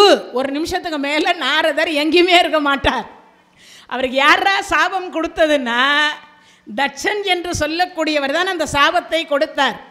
நாரதர் கலகம் நன்மையில் முடியும் அப்படின்னு சொல்லிட்டு என்ன பண்ணாரா, ஒரு நிமிஷத்துக்கு மேலே உன்னால் எங்கேயும் இருக்க முடியாது, திரிலோக சம்சாரியா போக கடவது கொடுத்துட்டார். அதிலிருந்து தான் அவர் உலகம் முழுவதும் சுற்றிக்கிட்டே இருப்பார். இப்போ அதற்கு பிறகு 2000 பிள்ளைங்க ஆண் பிள்ளைங்களை பெற்றா தானே இந்த பிரச்சனை. பெண் பிள்ளைகளை பெற்றுக்கொள்ளுவோம் சரின்னு 50 பெண் பிள்ளைகளை பெற்றார். எத்தனை? 50 பெண் பிள்ளைகள். நம்மெல்லாம் 1 பெற்றா 5 பெற்றா அரசனும் ஆண்டி. அப்போ இப்பெல்லாம் இல்லை. 5 பெற்றிருக்கிறவங்க 5 ஆண் பிள்ளைகளை பெற்றவர்கள் தான் இன்னைக்கு ஆண்டியாக இருக்கிறார்கள். 5 பெண் பிள்ளைகளை பெற்றவர்கள் தான் இன்னைக்கு அரசனாக இருக்கிறார்கள். பாரு எவ்வளவு கைத்தட்டல் வருது பாரு. ஏன்னு கேட்டா, ஆண் பிள்ளைங்கள்லாம் படிக்க மாட்டேங்கிறாங்க, பெண் பிள்ளைகள்லாம் 4 டிகிரி 5 டிகிரின்னு போயிட்டே இருக்கிறாங்க. அச்சா, பெண்கள் ஆட்சி அப்படின்ற மாதிரி பெண்கள் தான் இன்றைக்கி அதிகமாக கல்வியில் ரொம்ப முன்னிடத்தில் முன்னாடி இருக்கிறாங்க. ஆண்கள் என்று சொல்லக்கூடியவர்கள் அப்படின்றது அதிகமாக என்னென்ன படிப்பு கொஞ்சம் கம்மியாகவே தான் இருக்கின்றது. அப்படிப்பட்ட ஒன்றை இவர் 50 அப்போவே 50 பெண் பிள்ளையை பெற்றார். அதில் யமதர்ம ராஜா என்று சொல்லக்கூடிய யமதர்ம ராஜாவுக்கு கொடுத்தது 10 பெண் பிள்ளைகளை கொடுத்தார். இதெல்லாம் தெரிஞ்சு வச்சுக்கணும். அதில் மூத்த பெண் தான் ஐயோ ஐயோ. யாரு? ஐயையோ. ஆமாம், கால் வலி வந்தா ஐயையோ, வயிற்று வலி வந்தா ஐயையோ, பல்லு வலி வந்தா ஐயையோ. அட நீங்கள் வேற, கையில் ஒரு பொருளை எடுத்து தவறி கீழே விழுந்தா கூட ஐயையோ கொட்டிக்கிச்சே. ஐயோயோவை தான் அடிக்கடி கூப்பிட்றோம். நம்ம பொண்டாட்டியை கூப்பிட்டாலாவது காஃபியோ டீயோ கொடுப்பா. யமதர்மராஜாவினுடைய பொண்டாட்டியை கூப்பிட்டிங்கன்னா சீட்டு கிழிச்சு சீக்கிரமாக கூட்டிகிட்டு போயிடும்பா. அண்ணனோ தம்பியோ மாமனோ மச்சானோ யார் அக்காவோ தங்கையோ தெரில, அவங்க இருக்கிற உலகத்துக்கு நான் போக முடியாது, அவங்க வேணுமானால் என் உலகத்துக்கு வரலாம்னு சொல்லி என்ன பண்ணுறவா, சீக்கிரமாக யமங்கிட்ட சொல்லிவிட்டு சீட்டு கிழிச்சு அவலோகத்துக்கு கூப்பிட்டு போயிடுவா, யமலோகத்துக்கு. அதனால் பார்த்து அப்போனா என்ன சொல்லணும், முருகான்னு சொல்லுங்கள், சிவான்னு சொல்லுங்கள், ராமான்னு சொல்லுங்கள், கிருஷ்ணான்னு சொல்லுங்கள். உங்களுக்கு எந்த கடவுள் பிடிக்குமோ அந்த கடவுளுடைய திருநாமத்தை சொல்லுங்கள். அதுதான் சிறப்பு. இப்போ அந்த இடத்தில் இப்போ 10 பெண் பிள்ளைகளை யமனுக்கு கொடுத்தார். காசிபருக்கு 13 பெண் பிள்ளைகளை கொடுத்தார். காசிபருக்கு 13 மனைவிமார்கள். அந்த 13 மனைவிமார்கள் இடத்திலிருந்து தான் இந்த உலகம் என்று சொல்லக்கூடியது உற்பத்தியானது. புல்லிலிருந்து, செடியிலிருந்து, மரத்திலிருந்து, அதே மாதிரி பாம்பிலிருந்து, பள்ளியிலிருந்து, பூரான்லேருந்து, தேவர்களிலிருந்து, மனிதர்களிலிருந்து, பசுக்கள்ல இருந்து அனைத்துக்கும் அப்பா யார் அப்படின்னா காசிபர். அதனால தான் அருணகிரி பெருமான் திருப்புகழில் பாடுகிற பொழுது காசினியில் பிறவாதே காலநடத்தில் அணுகாதேம்பார். இந்த உலகுக்கு என்ன பேர்? காசினின்னு ஒரு பேர் உண்டு இந்த உலகத்துக்கு. ஏன்னா காசிபர் என்று சொல்லக்கூடியவரனால் தான் தேவர்களில் இருந்து, முனிவர்களில் இருந்து இருக்கக்கூடிய எல்லாரும் யார் தந்தை? காசிபர் தான் தந்தை. அவர்கிட்ட இருந்து தான் 13 திதி. இறந்தவருக்கு இந்த திதியை வைத்து தான் திதி கொடுக்கணும். எந்த திதியை வச்சு? இப்போ சொல்கிறீங்க பார்த்தீங்களா, திதி, அதிதி, அதுக்கப்புறம் துருவியை, அதுக்கப்புறம் என்ன வருது? 4வது நாள் என்ன வரும்? 4வது நாள் என்ன திதி வரும்? அமாவாசை கழித்தோ பௌர்ணமி கழிச்சோ என்ன திதி வரும்? 4வது நாளுக்கா பிரதமை வருது? துதியை தானே வரும். திதியையா? 5வது நாள் பஞ்சமி. 5வது நாள் பஞ்சமி வந்துடும். 6வது நாள் சஷ்டி வந்துடும். 7வது நாள் சப்தமி. அதுக்கப்புறம் 8வது நாள் அஷ்டமி. அதுக்கப்புறம் நவமி, தசமி. அப்படி வரக்கூடிய திதிக்கு பேர் தான். அந்த திதியை தான் இவர் கல்யாணம் பண்ணி கொண்டவர். இடையில இந்த பக்கம் அமாவாசை வரும், அந்த பக்கம் பௌர்ணமி வரும். இடையில உள்ள 13 திதிமார்கள் தான் யாருக்குரியவர்கள்? காசிபருடைய மனைவிமார்கள். அதை வச்சு தான் இறந்தவங்களுக்கு திதி கொடுக்கணும். ஏதோ இல்லை அப்படி கொடுக்க தெரியாதவங்க தான் அமாவாசை என்ற தினத்தில் திதி கொடுக்கணும்னு சொல்லக்கூடியது. வருஷ திதி கொடுக்குறோம் பார்த்தீங்களா, அது இந்த 13 திதியை வச்சு தான் திதி கொடுக்கணும்பாங்க. அப்படிப்பட்ட ஒரு சிறப்புக்குரிய 13 போச்சு. இப்போ 10, 13 எவ்வளோ ஆச்சு? 23 போயிடுச்சு. மீதம் எவ்வளவு இருக்கு? 27. அந்த 27 பெண்களும் முழு சந்திரனை பார்த்தாங்க. அப்பெல்லாம் அமாவாசை கிடையாது, கிருத்திகை கிடையாது, பௌர்ணமி கிடையாது, வளர்பிறை கிடையாது, தேய்பிறை கிடையாது, பிரதோஷம் கிடையாது, எதுவுமே கிடையாது. அப்பெல்லாம் அந்த காலத்தில் இதெல்லாம் இல்லை. அப்படி இல்லாத இருக்கிற பொழுது முழு சந்திரனை பார்த்து 27 பேரும் எவ்வளவு அழகாக இருக்கார் இல்லை அப்படின்னாங்க. தட்சன் பார்த்தார், 27 பேருக்கும் அவங்க மேலே ஆசை போல இருக்கு. என்ன இருக்கு? ஆசை போல இருக்கு அப்படின்னு நினச்சி சந்திர பகவானுக்கு 27 பெண் பிள்ளைகளையும் திருமணம் செய்து கொடுத்துட்டார். இப்போ அந்த 27 பெண் பிள்ளைகளும் அங்கே கல்யாணம் ஆயாச்சு. ஆசை 60 நாள், மோகம் 30 நாள், 90 நாளில் எல்லாரையும் விட்டுட்டு ரோகிணின்னு ஒரு அம்மா கருப்பாக இருப்பா. எப்படி இருப்பா? கருப்பாக இருப்பா. ஆனால் எப்படி இருப்பா? அழகாக இருப்பா.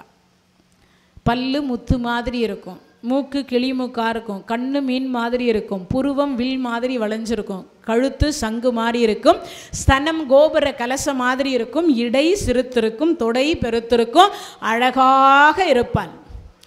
அப்படிப்பட்ட ஒரு தேவதை போன்று இருப்பாள் அந்த அம்மா.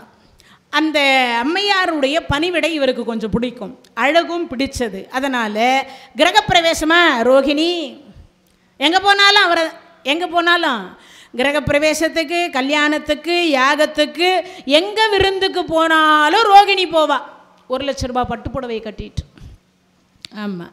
மற்ற 27 பேருக்கும் 26 பேருக்கு நூல் புடவை. அப்போயும் சில பேரை கண்டுக்கவே இல்லை. இந்த பெண்கள் 1 நாள் ஆச்சு, 2 நாள் ஆச்சு, 1 வருஷம் இப்படியே மாதக்கணக்கில் போச்சு, வருஷக்கணக்கில் போச்சு. வீட்டுக்கு யார் கண்டுபாருன்னா கண்டுகொள்ளவே இல்லை. கடைசியாக 26 பேரும் போய் அப்பா கிட்ட சொன்னாங்க, அப்பா ஆடு மாடை ஓட்டி அனுப்புவது போல எங்களை ஓட்டி அனுப்பிட்டீங்களே, ஒருவனுக்கு ஒருத்தின்னு கல்யாணம் பண்ணி கொடுத்துருந்தா அவரை நாங்கள் அதிகாரம் பண்ணி கேட்டிருப்போமேன்னு அந்த கேள்வியை கேட்டாங்க. அம்மா, நான் கல்யாணம் பண்ணி கொடுக்கும் பொழுது எக்காரணத்தை கொண்டும் என்னுடைய குழந்தைகளுடைய கண்ணில் நீர் வரக்கூடாது என்று தானே அவனுக்கு நான் கல்யாணம் பண்ணி கொடுத்தேன். ஆனால் அவர் எங்களை கண்டுக்கவே இல்லை. அப்போ எங்கே 26 பேர், இன்னும் ஒருத்தி எங்கே? அவளை மட்டும்தான் அவர் கூப்பிட்டு போகிறார். சரி, அப்படியே இப்போவே நான் கூப்பிட்டு விசாரிக்கிறேன், நீங்கள்லாம் கொஞ்சம் உள்ளே இருங்கோன்னார். இந்த பெண்கள் 26 பேரும் உள்ளே இருக்கிறாங்க. சந்திரான்னார். ஐயோ, மாமனார் இவ்வளவு கோபமாக கூப்பிட்டு பார்த்ததே இல்லையா, எப்பயும் அன்பாக கூப்பிட்டு தானே பழக்கணும். ஓட்டமாக ஓடி வந்தார். மாமா சொல்லுங்கன்னார். பின்னாடியே ரோகிணியும் வந்துக்கிறார். ஆமாம், நல்லம்மா, ரொம்ப நல்லா இருக்கேன் மாமா.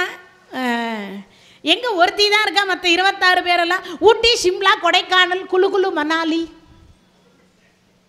எங்கே போய்க்கிறாங்க? ஊட்டிக்கு, சிம்லாவுக்கு, குளு குளு, மணாலிகள்லாம் போய்க்கிறாங்க. ஆமாம், அந்த பெண்களுக்கு எல்லாம் நான் நன்றாக கவனித்துக் கொள்கிறேன் மாமா. நீங்கள் சொன்ன மாதிரி வெங்காயம் அரிக்கிற பொழுது கூட அவர்கள் கண்ணீர் என்ன வராமல், கண்ணீர் வராமல் பார்த்துக்கிறேன். அப்படியே அம்மா வெளியில் வாங்க. 26 பேரும் வந்தாங்க. அஸ்வினி முதல் ரேவதி வரை, இடையில் இருக்கக்கூடிய ரோகிணியை தவிர மற்ற நட்சத்திரங்கள் அவங்க தான். அந்த 26 பேர் வந்தாங்க. வந்தவங்க பார்த்தாங்க 26 ஒட்டு போட்டுனுங்கிறாங்க ஒவ்வொரு புடவையிலையும். நான் இப்படியா கல்யாணம் பண்ணி உனக்கு கொடுத்தேன்? எப்படி கொடுத்தேன்? நீ எப்படி வைத்திருக்கிறாய்? நான் நல்லா தான் மாமா பார்த்தேன், இப்படி வந்துக்கிறாங்க இவங்க. பார்த்தே பல மாதம் ஆச்சு, பார்த்தே பல மாதம் ஆச்சு. இதை சொன்ன அடுத்த வினாடி பார்த்தார். சந்திரா, என்னிடத்திலே பொய் சொல்லுகிறாயா? என்னிடத்திலே பொய் சொல்லலாமா அப்படின்னு சொல்லிட்டு என்ன பண்ணுறார்? நாள் ஒன்றுக்கு தேய்ந்து ஓய்ந்து ஒளிந்து மறைந்து போக கடவது, மாண்டு போக கடவனே கொடுத்துட்டார் சாபத்தை. இப்படி கொடுத்த அடுத்த வினாடி இவரும் சாபத்தை பெற்றுக்கொண்டார். இப்போ முதல்ல போய் பிரம்மா கிட்ட கேட்குறார், சுவாமி உங்கள் பிள்ளை இப்படி ஒரு சாபத்தை கொடுத்துட்டார், என்னை காப்பாற்றுங்கோன்னார். ஏற்கனவே 2000 பிள்ளைகளை பெற்று என் தொழிலை கேட்டு வரும்படி அமுச்சு வச்சுக்கிறான். என்னமோ இப்போ தான் ஆம்பளை பிள்ளையே பெற்றுக்கிறத நிறுத்திட்டு பொம்பளை பிள்ளையை பெற்று என்ன பண்ணியிருக்கிறான்? காசிபருக்கும் யமதர்மராஜாவுக்கும் உனக்கும் கொடுத்தான்.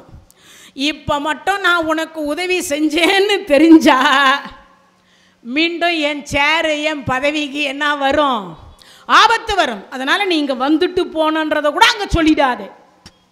பிரம்மா பயப்படுறார். நாராயணர் பார்த்தார், அங்கே போனார் சொர்க்கத்திற்கு. சந்திர பகவான் போகிறார், நாராயணரை துதி பாடுறார். இப்போ சந்திர பகவான் இடத்துல நாராயணர் சொல்கிறார், என்னை தான் விட்டு வச்சுக்கிறான், இல்லைன்னா என் ஷேரும் என் சீட்டும் என் சொர்க்கமும் அவன் கைக்கு போயிடும், என்னாலையும் ஒன்றும் பண்ண முடியாதுன்னார். அப்போதான் என்ன செய்தார் அப்படின்னா, சிவபெருமானை போன்று கருணை கடவுள் இல்லை அப்படின்னு நினைத்து கொண்டுதான் நேராக சிவபெருமான் கிட்ட போனார். சிவனிடத்தில் சென்று அங்கே போய் முறையிட்டார். முதல்ல நந்தியை வணங்கினார். நந்தியை வணங்க, ஏன்னா நேராக சிவன் கோயிலுக்கு போகும்போது உங்களுடைய கோரிக்கை என்று சொல்லக்கூடிய வேண்டுதலை நந்தியம்பெருமான் கிட்ட சொல்லணும். நந்தியம்பெருமான் காலமும் நேரமும் பார்த்து உள்ள சொல்லுவார். அதுக்காக எல்லாரும் என்ன பண்ணுறீங்க?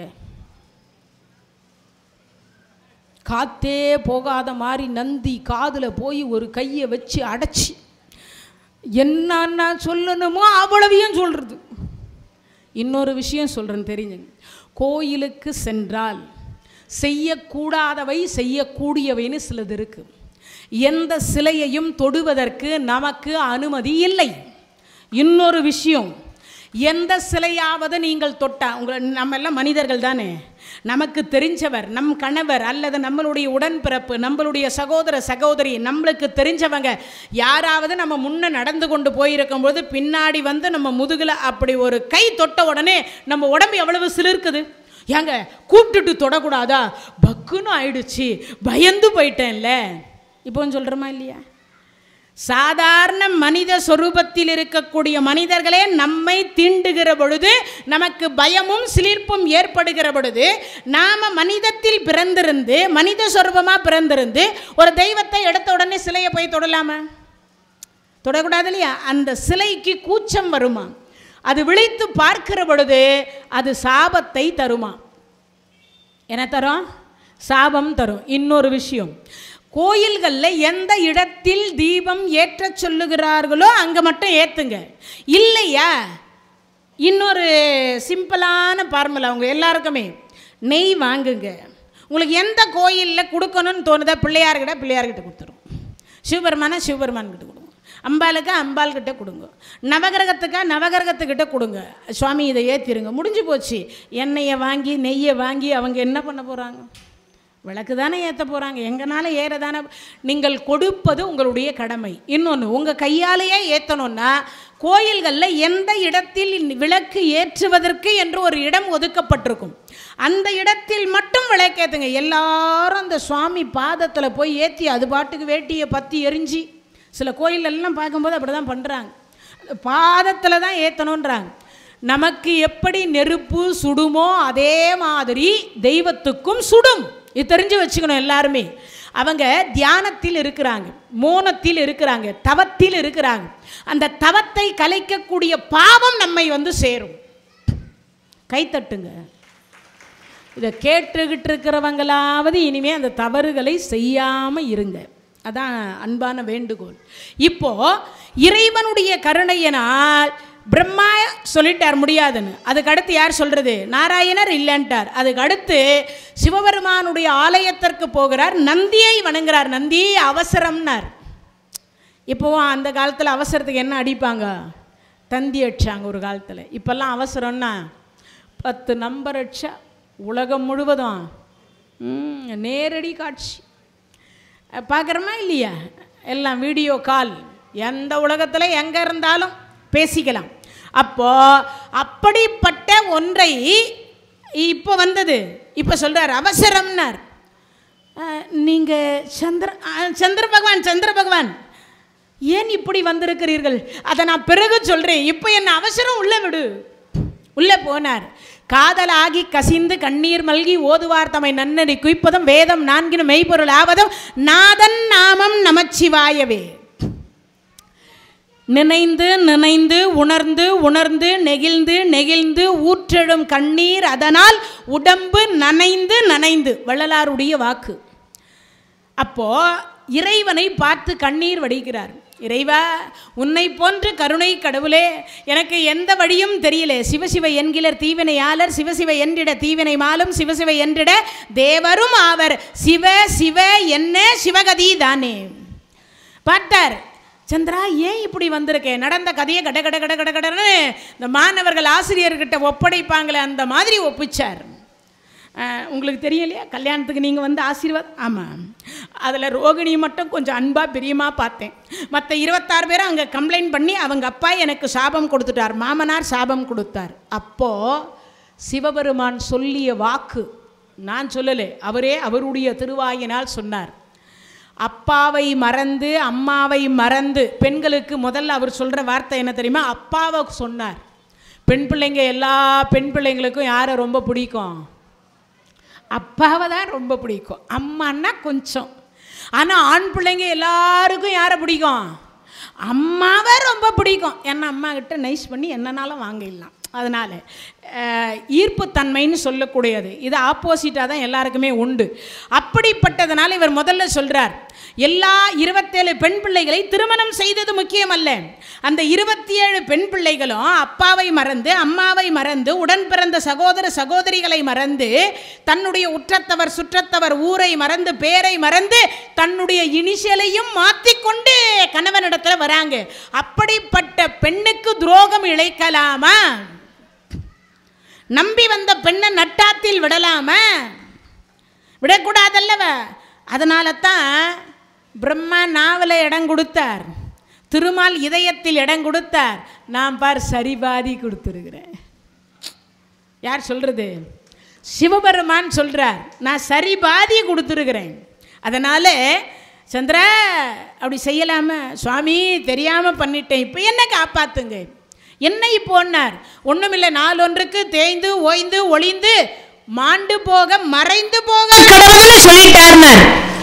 மறைந்து போக கடவது சொல்லி இருக்காருன்னு அதை தான் இங்கே சொல்கிறார். என்ன சொல்கிறாரு? மறைந்து போக கடவுதுன்னு சொன்னார் இல்லையா? இவர் சொன்னார், நீ ஒன்றும் இல்லை, கவலைப்படாத. அவர் சாபம் கொடுத்ததை 15 நாள் அனுபவி, நான் கொடுக்கக்கூடிய வரத்தை 15 நாள் அனுபவி. நான் கொடுத்த வரத்தை 15 நாள் அனுபவி. சுவாமி என்ன சொல்கிறீங்க? அப்போ நான் மறைந்து போகட்டுமா? ஒரு நாள் மறைந்து வாழ். என்னைக்கு? அமாவாசை என்ற தினத்தில் மறைந்து வாழ். இப்போ அவருக்கு ஒரு சந்தேகம், சுவாமி நான் எங்கே போய் மறைஞ்சுக்கிறது? தட்சன் போகாத ஒரு இடம் இருக்குது. யாருக்காவது தெரியுமா? இதுக்கு தான் சொல்கிறது, விடிய விடிய விடிய ராமாயணம் கேட்டு தட்சன் போகாத ஒரு இடம் இருக்குது. விடிய விடிய ராமாயணம் கேட்டு பொழுது விடிஞ்சு ராமருக்கு சீத்தை என்ன வேணும்? சித்தப்பம் வேணும். அப்படிதாங்க இது கதை. இப்பவும் புரியல. சூரியனும் சந்திரனும் ஒரு தேர் ஏறி பூமிக்கு வரக்கூடிய திதிக்கு அமாவாசைன்னு பேரு. ஏற்கனவே உங்களுக்கு கதை சொல்லியிருக்கிறேனா இல்லையா? ஏற்கனவே சொல்லலை. அமாவாசைன்னா என்ன? சூரியனும் சந்திரனும் ஒரு தேர் ஏறி பூமிக்கு வரக்கூடிய திதிக்கு அமாவாசைன்னு பேரு. அதானே அமாவாசை. அப்போ எங்கே வரமாட்டான் தட்சன்? பூமிக்கு வரமாட்டான். இப்போவும் அது புரியாமல் விழிக்கிற மாதிரியே விழிக்கிறீங்களே, எப்படி அது? பூமிக்கு வரமாட்டார். தட்சனுக்கு வாழ்க்கை எங்கே? தட்சபுரியில். அங்கே தான் அவர் சுத்த முடியுமே தவிர கீழே பூமிக்கு வர முடியாது. அப்படி வர முடியாத சூழல் இருக்கக்கூடிய இடம் எது? பூமி. இப்போ பூமிக்கு வந்தால் மூதாதையர்களுடைய ஆசீர்வாதம் யாருக்கு கிடைக்குது? சூரிய சந்திரர்களுடைய ஆசீர்வாதம் வைத்து, சூரிய சந்திரர்களை வைத்து தான் நீங்கள்லாம் அமாவாசை என்ற தினத்தில் திதி கொடுப்பது. அவங்கள சாட்சி வச்சு தான் நீங்கள் கொடுக்குறீங்க. அவங்கள சாட்சி வச்சு தான் கொடுத்தா மட்டும்தான் அந்த திதி மூதாதையர்களுக்கு போய் சேரும், இல்லைன்னா சேராது. இது தெரிஞ்சு வச்சுக்கணும் எல்லாருமே. ஏதோ கதை சொல்கிறோம், ஏதோ கதை கேட்குறோன்னு இல்லை. என்ன, ஒவ்வொன்றையும் ஆராய்ச்சி பண்ணி தான் நம் கடவுள் நமக்கு வழிமுறையை வகுத்து கொடுத்துருக்குறாங்க. மூதாதையர்களாக இருக்கட்டும், இறைவனாக இருக்கட்டும். இப்போது அதனால சொன்னார், அந்த அமாவாசை அன்னைக்கு பூமிக்கு போ. சுவாமி என் தேர் இருக்காதே. அப்போ சூரியன் தேர் என்ன இருக்குது? அவனுக்கு வேலை என்னது? அவர் தேர் எப்பயும் ஃப்ரீயாக தான் இருக்கும். 2 பேரும் ஒரு தேர் ஏறி பூமிக்கு வாங்க. அந்த கதை தான் மகாபாரதத்தில் நடந்தது. எது? அரவானை கலபலியாக கொடுப்பதற்கு ஒரு நாள் முந்தைய மறுநாள் கொடுத்தா அமாவாசை. அமாவாசை மார்கழி மாதம் அமாவாசை அன்றைய தினத்தில் அரவானை துரியோதனன் கலபலியாக கொடுத்தால் துரியோதனனுக்கு வெற்றி வந்துவிடும் என்கின்ற ஒரே காரணத்திற்காகத்தான் முந்தின நாளே சதுர்த்தி அன்னைக்கே உட்காந்து கொடுக்க ஆரம்பித்தார். யார்? கிருஷ்ணர். இந்த சூரியனும் சந்திரனும் பார்த்தாங்க, நாளைக்கு தானே அமாவாசை, பகவான் இன்னைக்கே கொடுக்குறாரு. ஒரு சந்தேகம் வந்துட்டுது. சரி, எதுக்கு சந்தேகம்? வா தேர் ஏறி போகலாம். சந்திரா, நீ உன் தேரை விட்டுரு, என் தேரில் ஏறுன்னார். சூரியனுடைய தேரில் சந்திரன் ஏறிக்கொண்டு 2 பேரும் ஒன்றா தேர் ஏறி வந்தாங்க. வந்த உடனே அந்தணர்களே, திதியை நிறுத்துங்கள், கிருஷ்ணரே திதியை நிறுத்துங்கள், வகுத்து கொடுத்த நீங்களே தப்பாக திதி கொடுக்கலாமா? பாவம் இல்லையா இது? யார் சொன்னது? இன்னைக்கு தான் அமாவாசை. அந்தணர்களே, அமாவாசைன்னா என்ன? சுவாமி எங்கள் வயால் சொல்லணுமா இல்லை உங்கள் வயால் சொல்கிறீங்களா? இல்லை இல்லை, என் வயால் சொன்னால் உலகம் ஏற்றுக்காது, உங்கள் வயால் சொல்லுங்க. ஒன்றும் இல்லை சுவாமி, சூரியனும் சந்திரனும் சூரியனுடைய தேரில் ஒரு தேரில் ஏறி பூமிக்கு வரக்கூடிய திதிக்கு அமாவாசை. இப்போ 2 பேரும் எப்படி வந்திருக்கா? ஒரு தேர் ஏறி பூமிக்கு வந்திருக்கா. எங்கே வந்திருக்கா? திதி கொடுக்குற இடத்துக்கு வந்துக்கிறா. அப்போ இன்னைக்கு தானே அமாவாசை. உன்னால் நான் கெட்டேன், என்னால் நீ கெட்ட. அதனால தான் இன்னைக்கு 2 மணிக்கு பிறக்கும் அமாவாசை, நாளைக்கு 1 மணி வரைக்கும் இருக்கும், இன்றைக்கி சாயங்காலம் 6 மணிக்கு பிறக்கும், மறுநாளும் இருக்கும். இது 2 பட்டு வருதல் அப்படின்னு சொல்லுவாங்க. பிச்சம் கொண்டு வருதல், 2 பட்டு வருது அப்படின்னு சொல்லுவாங்க. இன்றைக்கு வரைக்கும் அந்த கூத்து நடந்துனே தாங்குது. இன்றைக்கு வரைக்கும் அது நடக்குதா? அது மாதிரி அமாவாசை என்ற தினத்தில் மறைந்து வாழ். அப்போ சந்திரனுக்கு ஒரு சந்தேகம், மறைஞ்சி வாழ்கிற பொழுது நீங்கள் வேற, இந்திரன் ஞால தேர் கொடுத்துக்கிறார் தட்சனுக்கு, என் மாமனாருக்கு. நீங்கள் வேற ஏகப்பட்ட வரத்தை வேற வாரி வாரி கொடுத்து வச்சுக்கிறீங்க. பூலோகத்துக்கு வந்து என்னை போட்டு தள்ளிட்டா என்ன பண்ணுறது? அப்போவே இருந்துக்குது இந்த போட்டு தள்ளுறது. எங்க அந்த காலத்திலே இருந்திருக்கு இந்த விஷயமெல்லாம். இப்போ தான் நினைக்காது, அப்போவே இருந்துரு. இதை பார்த்த உடனே சொன்னார், அவ்வளவுதான். அப்படியா? அப்படி கூட நடக்குமா? சுப்பிரமணியம் அப்படியான்றார். அப்படி கூட ஒன்று நடக்குமான்னார். சுவாமி நடந்துட்டா என்ன பண்ணுறது? ஏன் உசுராச்சே, உயிர் என்னுடையதாச்சே. அப்பதான் அதுக்கு பதில் சொன்னார், நான் இருக்கின்ற வரைக்கும் நீ இருப்பாய். உன்னை வணங்கக்கூடியவர்கள் இல்லை, என்னை வணங்கக்கூடியவர்கள் உன்னையும் சேர்த்து வணங்கட்டும். இந்த பிறை தேயாமலும் வளராமலும் இருக்கட்டும்னு சொல்லி அந்த தேய்பிரையை தூக்கி திருமுடியில் வச்சார். எல்லா கடவுளும் வணங்கினா பாதத்தில் இடம் கொடுப்பாங்க. நம்ம சிவபெருமான் மட்டும் எங்கே இடம் கொடுத்துக்கிறார்?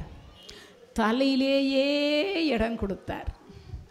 அதைத்தான் பித்தா பிறை சூடி பெருமானே அருளாலா அப்படின்னார் சுந்தரமூர்த்தி சுவாமிகள் இல்லையா? அப்போ அந்த பிறையை அப்படி கொடுத்தார் இல்லையா? அந்த பிறையை சூடி கொண்ட பெருமான், பிறை சூடிய பெருமான், அந்த பெருமானாக சூடிக்கொண்டு இந்த சோமநாதம் என்று சொல்லக்கூடிய சந்திரபாகா நதிக்கரையில் தான் இந்த கதை நடந்தது. அவருக்கு சாப விமோச்சனம் கொடுத்த ஒரு தலம் 12 ஜோதிலிங்கத்தில் முதல் தலமாக விளங்கக்கூடியது இந்த சோமநாதம். இறைவனுக்கு என்ன பேரு? சோமநாதர்னு பேரு. அம்பாளுக்கு சந்திரபாகான்னு பேரு. நதி ரூபமாகவே இருக்கிறாள். என்ன ரூபம்?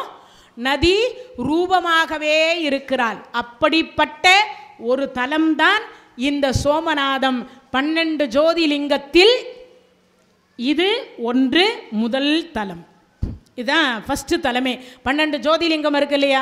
அதில் முதல் தலம் இந்த தலம். சரி, அடுத்ததாக இப்போ இந்த கதை முடிஞ்சிச்சு. இதுக்கப்புறம் இன்னும் தொடருது நிறைய, அதுக்கப்புறம் பின்னாடி இருக்குது. இந்த தலத்தில் தான் சோமநாதன் என்கின்ற பெயரோடு பிறையை சூடிக்கொண்ட பெருமான். இந்த தலத்தில் தான் பிறை சூடிக்கொண்டார். அதுக்கு முன்னாடி வரைக்கும் சிவபெருமானுக்கு என்ன இல்லை? இந்த சந்திரபாகா நதிக்கரையில் தான் இந்த சோமநாத கடவுள் இருக்கின்றார். அம்பாள் நதி ரூபமாக எல்லோருடைய பாவத்தை போக்கி கொண்டிருக்கிறாள். இறைவன் என்னவாக இருக்கிறார்? சோமநாதராக இருக்கிறார். சந்திரனுடைய பேரை சுமந்து கொண்டிருக்கிறார். அந்த தலத்தில் தான் சந்திரனை சுமந்த தலம். சந்திரனுக்கு சாப விமோச்சனம் பெற்ற தலம் இந்த தலம். இதுக்கப்புறம் திருவிளையாடல் கதை நீங்கள் எல்லாருமே பார்த்துட்டு இருப்பீங்க. அதனுடைய கதை உங்களுக்கு ஸ்டோரி தெரியும். இது எதுக்காக நான் ஷார்ட்டாக இந்த இடத்துல சொல்கிறேன்னா, இந்த சோமநாதம் என்கின்ற இடத்திற்கு நிறைய கிட்டத்தட்ட ஒரு 50 பக்தர்கள் இருக்கிறாங்க. எவ்வளவு? ஒரு 50-100 பேர் இருக்கிறாங்க. நமக்கு தெரியாத பக்தர்கள். ஏன்னா சோமநாதம்ன்றது இறைவனுடைய தலம், அது உங்களுக்கு புரிஞ்சிச்சு. ஆனால் இன்னொருத்தரும் அங்கே குடியிருக்கிறார். விட்டல் என்று சொல்லக்கூடிய பகவானே அந்த தலத்தில்தான் என்ன விட்டார்? பிராணன் என்று சொல்லக்கூடியதை விட்ட தலம் இந்த தலம். ராமாயண காலம் என்று சொல்லக்கூடிய காலத்தில் வாலியை மறைந்திருந்து கொன்றார் அல்லவா? வாலியை மறைஞ்சிருந்து பானம் போட்டார் இல்லையா? அந்த வாலியே வேடனாக வந்து அவதாரம் செய்த தலம் இந்த சோமநாதம் என்று சொல்லக்கூடிய தலம். இப்போ அவர் அந்த தலத்தில் அவதாரம் பண்ணி அவர் இருக்கார். உங்களுக்கு ஏற்கனவே இந்த கதை வந்து உங்களுக்கு ஷார்ட்டாக சொல்லியிருக்கேன். உலக்க பிறந்த கதை சொன்னேன். அந்த உலக்கையினால் எதுகுலம் அழிந்தது. காந்தாரி கொடுத்த சாபத்தின் காரணமாக எதுகுலம் அழிந்தது. அப்பொழுது ஒரு மரத்தம், அரசு மரத்துக்கு அடியில் போய் யார் உட்கார்ந்தா? இந்த பலராமர் என்று சொல்லக்கூடியவர் உட்கார்ந்து தன்னுடைய பிராணனை விட்டுட்டு, உடம்பு இங்கு நின்று விட்டது, ஆன்மா ஆதிசேஷனுடைய உடம்புல போய் புகுந்துட்டது. ஆதிசேஷனுடைய மறு அவதாரம் தான் பலராமர். லக்ஷ்மணராக இருந்தவர் பலராமராக அவதார நோக்கத்துக்காக வந்தார். இப்போ உங்களுக்கு புரிஞ்சிருக்கும்.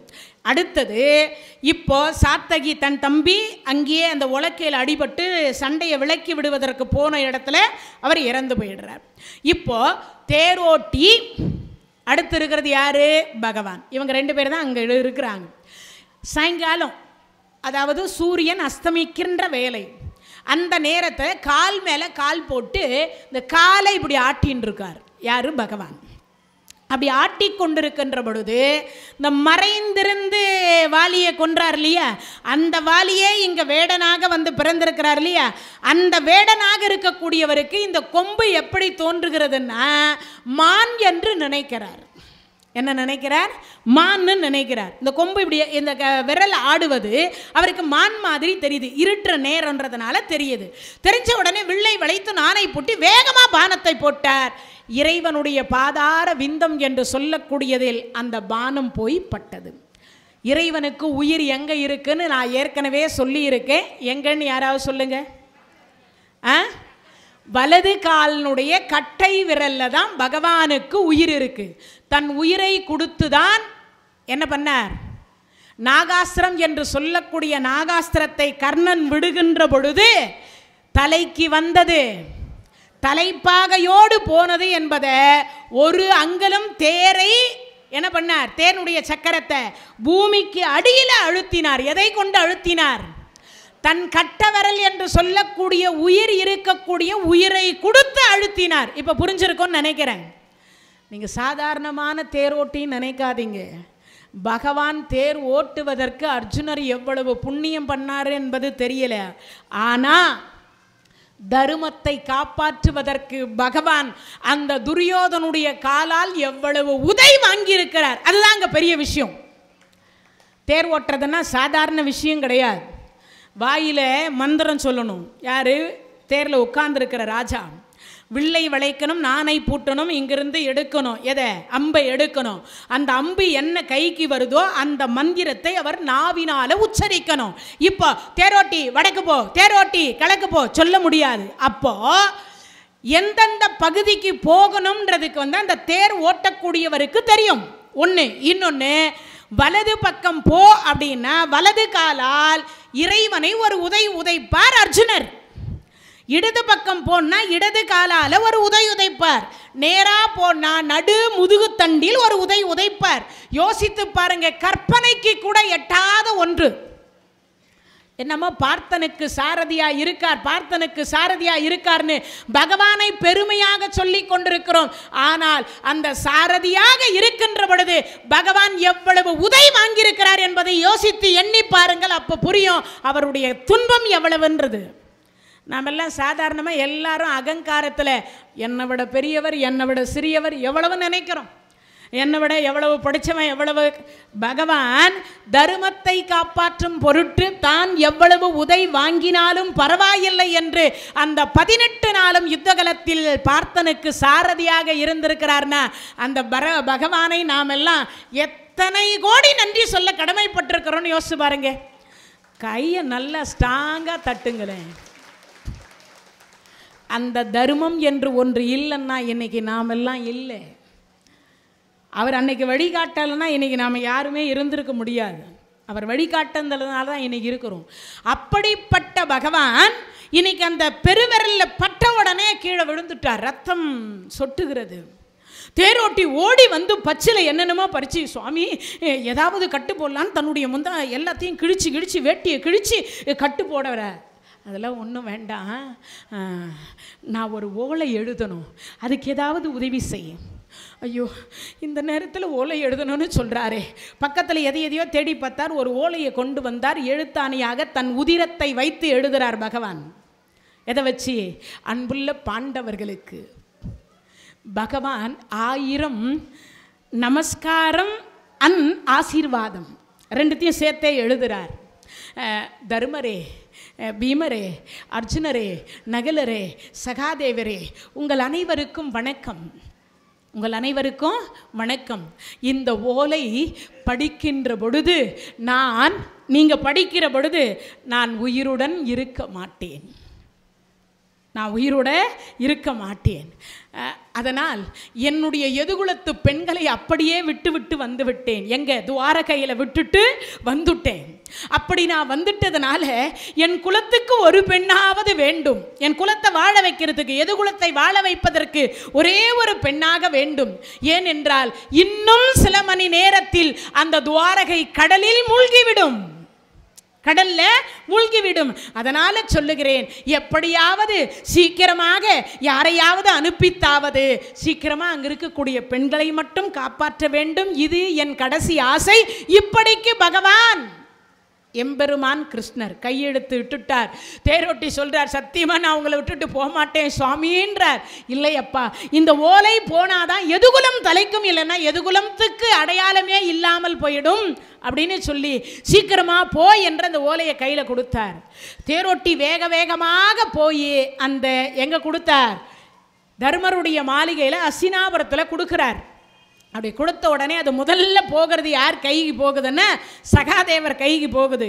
அதை படிக்கிறார், அழுறார், தேம்பி தேம்பி தேம்பி அழுறார். அவரால் வார்த்தையில் சொல்ல முடியல. அடுத்து நகுலன் வாங்கி படிக்கிறார், அவராலையும் வார்த்தையால் சொல்ல முடியல. அடுத்து அர்ஜுனன் வாங்கி படிக்கிறார், அதை விட தன் பாதி உசுரை அங்கே அர்ஜுனன் துறந்துடுறார். அதுக்கு அடுத்ததாக பீமசேனர் படிக்கிறார், அவரும் துறந்து விடுகிறார். அடுத்ததாக தருமர் படிக்கிறார்.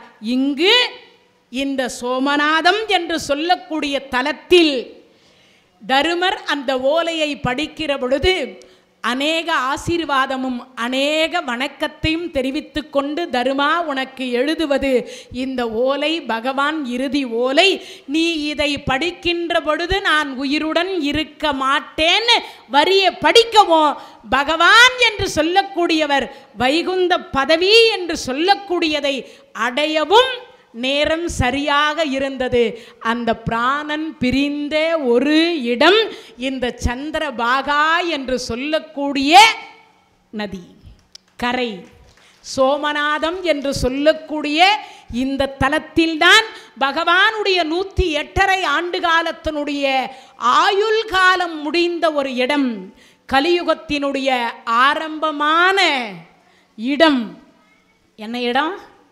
கலியுகத்தினுடைய ஆரம்பமாக இருக்கக்கூடிய இடம் இந்த சோமநாதம். வாழ்க்கையில் நாமெல்லாம் போய் தரிசிக்க முடியாவிட்டாலும் கூட ஆலய உளவார தொண்டு சீர்திருத்த கூட்டத்தின் மூலியமாக 31வது ஆண்டு காலத்தில் இதை கேட்டுக்கொண்டிருக்கக்கூடிய அனைவரும் இப்போ எங்கே இருக்கோம்னா அந்த சோமநாதம் என்று சொல்லக்கூடிய தலத்தில்தான் நாமும் விற்றிருக்கிறோம். அவ்வளவு சிறப்புக்குரிய ஒரு தலம். இப்போ அங்கு பிராணனை விட்டதனாலேயோ என்னமோ தெரியல, சொர்க்கத்திற்கு சென்றதனாலேயோ என்னமோ தெரியல, கிட்டத்தட்ட ஒரு 100 அடியார் பெருமக்களை கொடுத்திருக்கக்கூடிய ஒரு தலமாக அந்த தலம் விளங்குகிறது. எத்தனை அடியார்கள்? 100 அடியார்களுக்கு எளிமையான புண்டரீகனாக, எளிமையானவனாக, பகவான் விட்டலனாக காட்சி கொடுத்து கொண்டிருக்கக்கூடிய தலம். இந்த கலியுகத்திலும் நடந்து கொண்டிருக்கக்கூடிய அற்புதமான சில காட்சிகள் அப்படின்னு சொல்லக்கூடியது, பல விந்தைகளை நடத்தி கொண்டிருக்கக்கூடிய ஒரு தலம் இந்த தலம். அதில் நேரம் இப்போ கொஞ்சமாக இருக்கு, அதனால் நான் ஸ்ட்ரெயிட்டாக அவர் என்ன பண்ணார் என்பதற்கு நான் போயிடுறேன்.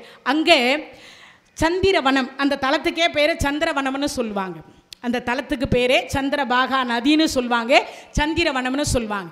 அதில் பானுதேவர் சத்தியவதின்னு ஒரு தம்பதியர். அந்த தம்பதியருக்கு ஒரே ஒரு மகன் புண்டரீகன்னு பேர். ரொம்ப பகவான் மேலே பக்தி கொண்டவன், விட்டலன் மீது பக்தி கொண்டவன். அந்த விட்டலன் மீது பக்தி கொண்டதனால எப்பயும் பார்த்தலா விட்டலா விட்டலா விட்டலா விட்டலான்னு நாமத்தை சொல்லிக்கிட்டே இருப்பான். அவனுக்கு தக்க வயது வந்தது, அப்பா அம்மா கல்யாணம் பண்ணி வச்சுட்டான். இப்போ கல்யாணம் ஆன உடனே பார்த்தீங்கன்னா இப்பயும் ஆண்கள் அப்போவே நடந்திருக்கு, இப்போவும் அந்த மாதிரி நடக்குதுன்றது ஒரு வேளை புண்டரீகன் காண்பித்தானோ என்னமோ தெரியல. இந்த கல்யாணம் ஆன உடனே மனைவி போய் காப்பி போட்டாலாம். இப்போ இருக்கிற குழந்தைங்கள்லாம் நீ வா அப்படின்னா, மா நீ போய் போடுமா. அம்மா நினச்சாலாம் நம்ம கையால் பிள்ளை காப்பி குடிக்கணும்னு நினைக்கிறான் போல இருக்குன்னு நல்ல காஃபியாக போட்டு அவள் எடுத்துன்னு வரான். யார்? அம்மா. எடுத்துகிட்டு வரும்போது இவன் காஃபியை வாங்குறான். நீ வா, மூஞ்சி வேத்து போகும், அழகெல்லாம் போயிடும். யார? பொண்டாட்டிய. ஏண்டா 30 வருஷமாக காப்பி போட்டு கொடுக்குறனே, அப்போ என் மூஞ்சி வேர்க்காதா, என் அழகு போகாதான்னா அதை ஃபீல் பண்ண வேண்டியவர் எங்கள் அப்பா. யாரு? எங்கள் அப்பா. அவர் மனைவி அழகாக இருக்கணும்னா அதை அவர் தான் பார்த்துக்கணும், நானாக பார்த்துக்கணும். என் பொண்டாட்டி பைக்கில் கூப்பிட்டு போனால் ஃபிகரு சரியில்லைன்னு எல்லாம் சொல்லுவான். என்ன சரியில்லைன்னு? ஃபிகரு சரியில்லைன்னு சொல்லுவான். அதனால் மனைவி மீது அவர் பற்று வச்சுட்டார். யார்? புண்டரீகன். ரொம்ப மனைவி மேலே பாசம். இப்போல்லாம் தின்ன கூட கிடையாது. அந்த காலத்தில் அந்த தின்ன சொல்லுவாங்க இல்லையா, அங்கே அப்பா அம்மாவை விட்டுட்டு கணவன் மனைவி உள்ளே சந்தோஷமாக, சரி அதுக்கு தானே கல்யாணம் பண்ணுறோன்னு விட்டுவிட்டாங்க. பார்த்தாங்க கஞ்சி தான் கொடுப்பாவ, சாப்பாடு சரியாக கொடுக்க மாட்டா. எத்தனை நாளைக்கு தான் இந்த துன்பம்? அந்த அம்மா 10 பாத்திரம் தேய்க்கணும், துணி துவைக்கணும், வீடு வாசல் கூட்டணும், காலையில் எழுந்து கோலம் போடணும், எல்லா வேலையும் இந்த அம்மா தான் செய்யணும். யார்? தாய் செய்யணும். அதனால் அந்த அம்மா சொன்னா, காசிக்கு போனாலாவது நம்ம பண்ண பாவம் தொலைன்னு சொல்கிறாங்க சுவாமி, வாங்க காசிக்கு போகலாம். காசிக்கு போகலாம் அப்படின்னு சொல்லிட்டு இவங்க கொஞ்சம் புளியோதரையை கட்டிட்டு காசிக்கு புறப்பட்டாங்க. இந்த மனைவி சொல்கிறா, அவங்க மட்டும் போய் புண்ணியத்தை சேர்த்துக்கணும், நாம் எப்போ புண்ணியத்தை சேர்க்கறது, நாமும் புறப்படலான்னா. மனைவி சொல்லி இவனுக்கு மந்திரம். இவனும் பார்த்தான், அடியே அவங்க நடந்து போகிறாங்கடி, நாம் எப்படி 2 குதிரை வாங்குன்னா. 2 குதிரை வாங்கியாச்சு. 2 பேரும் 2 குதிரை ஏறினாங்க. அப்பா அம்மா நடந்து பாத யாத்திரை காசிக்கு போகிறாங்க. இவங்க 2 பேரும் எப்படி போகிறாங்க? குதிரையில் போகிறாங்க. நடந்து போய்கிட்டே இருக்கும்போது ஒரு இடத்துல கொண்டு போய் குதிரையை இவங்க நிற்க வச்சுருவாங்க. இவங்க 2 பேரும் போய் நல்ல உல்லாசமாக ஒரு இடத்துல படுத்துக்குவாங்க. இந்த அப்பா அம்மாவை குதிரைக்கு கொல்லு கொடுக்கறதுலேருந்து, குதிரையை பராமரிக்க தண்ணி காட்டுறதுலேருந்து அப்பா அம்மாவுக்கு வேலை. இப்போ இந்த அப்பம்மா பானுதேவரும் சத்தியவதியும் சொல்கிறாங்க, காசிக்கு போனால் கருமம் தொலைன்னு சொல்கிறாங்க. காசிக்கு போகிற வழியில் கூட நம்ம கருமம் தொலைஞ்ச பாடு இல்லையே, பின்னாடியே வருதேன்னு ரொம்ப வேதனையோடு சொன்னாங்க. அங்கே போகிற வழியில் பார்த்தீங்கன்னா குக்குட மகரிஷின்னு ஒரு மகரிஷி. இந்த கதை இதை கேட்டால் சந்திரபாகா நதியாக இருக்கக்கூடிய அம்பாளினுடைய திருவருள், சோமநாதர் என்று சொல்லக்கூடிய சோமநாதர்னுடைய திருவருள், விட்டலனாக இருக்கக்கூடிய பகவான் எம்பெருமான் கிருஷ்ணருடைய திருவருள், கங்கா யமுனா சரஸ்வதி என்று சொல்லக்கூடிய பஞ்ச நதிகள் என்று சொல்லக்கூடிய கோதாவரி, இந்த சந்திரபாகா என்று சொல்லக்கூடிய 5 நதிகளினுடைய புண்ணியம், இது அத்தனையும் கிடைக்கக்கூடிய ஒரு அற்புதமான கதை இந்த கதை. இதை ரொம்ப கவனத்தோடு கேட்கணும். இந்த பாக்கியமெல்லாம் இன்றைக்கி போனால் நாளைக்கு கிடைக்காது, இன்றைக்கி போனால் நாளைக்கு கிடைக்காது.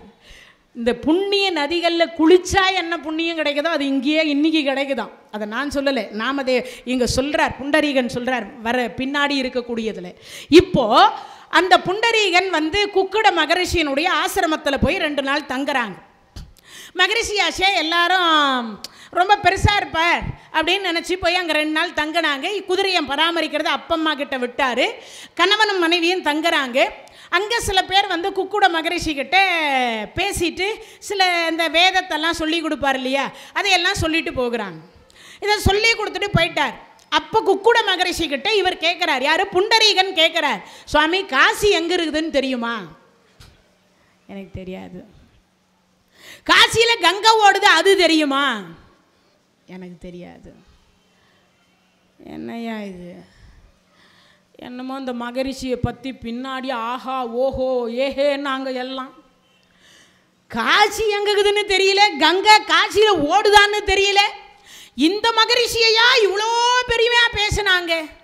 என்ன சுவாமி, நாங்களே காசிக்கு தான் போயின்னு இருக்கோம், அந்த கங்கையில் நீராடினால் புண்ணியம் கிடைக்கும்னு சொல்கிறாங்க, அதுக்காக தான் எங்கள் அப்பா அம்மா நடைப்பயணம் பண்ணுறாங்க, நாங்கள் குதிரையில் பயணம் பண்ணுறோன்னு இவன் சொன்னான். அப்படியா? எனக்கு அதெல்லாம் தெரியாது, எனக்கு அதெல்லாம் தெரியாதுன்னாங்க. இது தெரியாதுன்னு சொன்ன அடுத்த வினாடி பார்த்தீங்கன்னா அன்று இரவு சிறுநீர் கழிப்பதற்கு இந்த புண்டரீகன் எழுந்து வந்தான். அந்த ஆசிரமத்தில் குக்குட மகரிஷியினுடைய ஆசிரம குடிசை இருந்தது பாருங்க. அந்த குடிசைக்கு ஒரு 5 பெண்கள் அழுக்கு ஆடை, கண்ணம் கரேன்னு இருந்தது, மூஞ்சி கை காலு எல்லாம் அழுக்கு, சேறு சகதி எல்லாம். அவங்க வந்தவங்க இந்த குக்குட மகரிஷியினுடைய ஆசிரமத்தை சுத்தமாக க்ளீன் பண்ணாங்க, கருப்பாக இருந்துக்கிட்டே எல்லாம் க்ளீன் பண்ணி முடிச்சதுக்கு அப்புறமா அந்த குக்குட மகரிஷியினுடைய பாதார விந்தத்தை போய் கழுவுனாங்க. அப்படி கழுவி முடிச்சதுக்கப்புறம் அந்த ஆசிரமத்திற்கு தீபதூபம் எல்லாம் காட்டிட்டு விடியற் காலை 4:30 மணிக்கு புறப்படுறாங்க. யாரு? இந்த 5 தேவதைகள் புறப்படுறாங்க. வந்த பொழுது கருப்பாந்தவங்க, போகும்பொழுது 5 பேரும் தேவதைகளாக போகிறாங்க. 5 பேரும் தேவதையாக போகிறாங்க. இது முந்தின நாள் பார்த்துட்டார். இது என்ன அதிசயம், அந்த 5 பேர் யாராக இருக்கும்? 5 பேர் யாராக இருக்கும்? இவங்க எப்படி இங்கே வந்தாங்க? இந்த பெண்கள் யாராக இருக்கும்? சரி, இவனுக்கு யாருக்கிட்டையும் சொல்லவும் சொன்னால் நம்புவாங்களான்னு ஒரு சந்தேகம் வேறு. மறுநாள் பார்த்தா அதே நேரத்துக்கு இவன் எழுந்து வரான். அந்த பெண்கள் அழுக்கு ஆடையோடு வராங்க. மறுபடியும் அந்த ஆசிரமத்தை க்ளீன் பண்ணுறாங்க, அந்த பாத பூஜை பண்ணுறாங்க. பண்ணி முடிச்சுட்டு போகிற பொழுது இந்த குக்குட மகரிஷிக்கே தெரியாமல் அந்த 5 பெண்கள் இடத்துல போய் அம்மா வணக்கம்னார். யார்? புண்டரீகன். யாரப்பா நீ ஆமாம், என்ன தெரியலன்னா பரவாயில்ல, உங்களை நான் யாருன்னு தெரிஞ்சு கொள்ளணும். நீங்கள் யார்? நான் கங்கா, இவ யமுனா, இவ சரஸ்வதி, இவ கோதாவரி, இது நர்மதை. இவருக்கு ஆச்சரியம். இந்த கங்கையில் குளிக்கிறதுக்கு தானே நான் காசிக்கே போகிறேன், அந்த கங்கையே இங்கே வந்து கழிவுன்றிருக்காளே, இது என்னவாக இருக்கும் அப்படின்னு இவர் ஒரு ஆச்சரியத்தோடு கேட்டார். அப்போ கேட்ட பொழுது அந்த 5 புண்ணிய நதிகளும் சொன்ன வார்த்தை என்ன தெரியுமா? இவரை போன்று மகானுடைய பாதத்தை கழுவி எங்கள் பாவத்தை போக்கிக் கொள்ளுகிறோம் அப்படின்னு நாங்கள் கைத்தட்டணும். ஆனால் இவருக்கு காசி எங்குதுன்னு தெரியாது, காசியில் கங்கை ஓடுதான்னு தெரியாது. அப்படி என்ன இவர் புண்ணியவான் அப்படின்னு ஒரு கேள்வி எல்லார் மனசுலையும். இப்போ எல்லாருக்கும் அதானே தோணுது, அதானே கேள்வியே.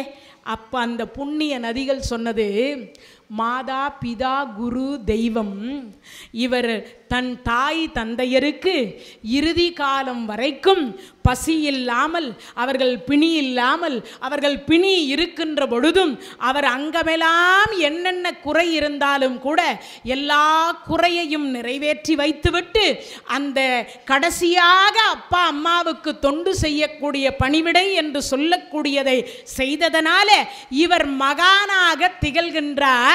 இந்த மகானுடைய பாதத்தை கழுவி எங்கள் பாவத்தை போக்கிக் கொள்ளுகிறோம் அப்படின்னு அந்த யார் சொன்னா? கங்கா, யமுனா, சரஸ்வதி, கோதாவரி, நர்மதை. 5 பேரும் சொல்லிட்டாங்களா? இப்போ இவருக்கு வந்தார்.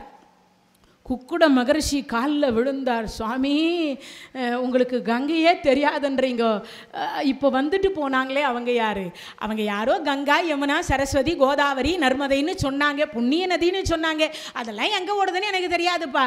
அப்போ நீங்கள் என் தாய் தந்தையருக்கு நான் மகனாக பிறந்து அவர்களுக்கு செய்ய வேண்டிய கர்ம காரியங்களை சரியாக செய்ததனால் அந்த புண்ணிய நதி என்று சொல்லக்கூடியது என்னவா வந்தது?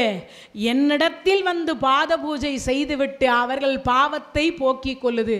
ஓங்கி நல்ல கை தட்டுங்களேன். அப்பா அம்மாவிற்கு எவர் ஒருவர் பாத பூஜை செய்து புண்ணியத்தை சேர்த்து வைக்கிறார்களோ அவர்களுடைய பாதத்தை யார் வந்து கழுவுவா? கங்கா, யமுனா, சரஸ்வதி, கோதாவரி, நர்மதை போன்ற புண்ணிய நதிகள் வந்து அவருக்கு தொண்டு செய்துட்டு போகுதுன்னு சொன்னார். இப்போ இந்த புண்டரீகனுக்கு மனசு மாறினது. மனைவியை சொன்னார், நீ உங்க அப்பா வீட்டுக்கு போ, நீ உங்க அப்பா வீட்டுக்கு போ.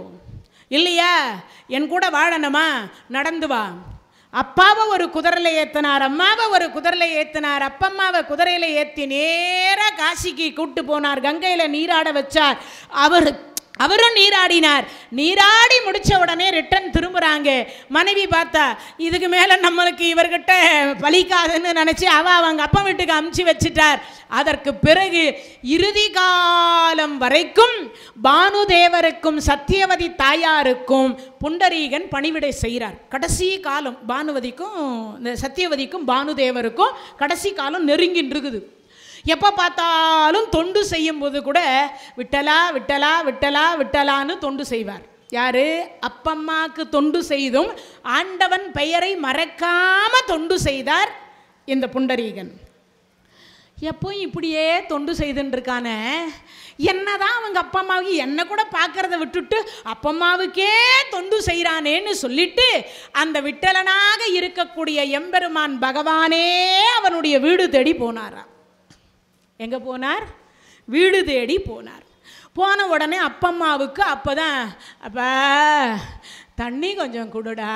அம்மா இந்த வந்துட்டேன், தண்ணி எடுக்க போகிறார். அப்பா இந்த காலில் பாரு என்னமோ ரொம்ப வலிக்கிற மாதிரி இருக்கு. அப்பா சொல்கிறார், அப்பா நீங்கள் ஒன்றும் கவலைப்படாதீங்க, இதோ கால் அமுக்கிறேன்னு கால் அமுக்கிட்டு இருக்கார். அந்த நேரத்தில், டே அப்பா புண்டரீகா, நான் யார் வந்திருக்கேன் பாரு. சுவாமி யாரா வேணா இருங்கோ, கொஞ்ச நேரம் இருங்க, எங்கள் அப்பா அம்மாவுக்கு தொண்டு பண்ணிட்டு இருக்கேன்.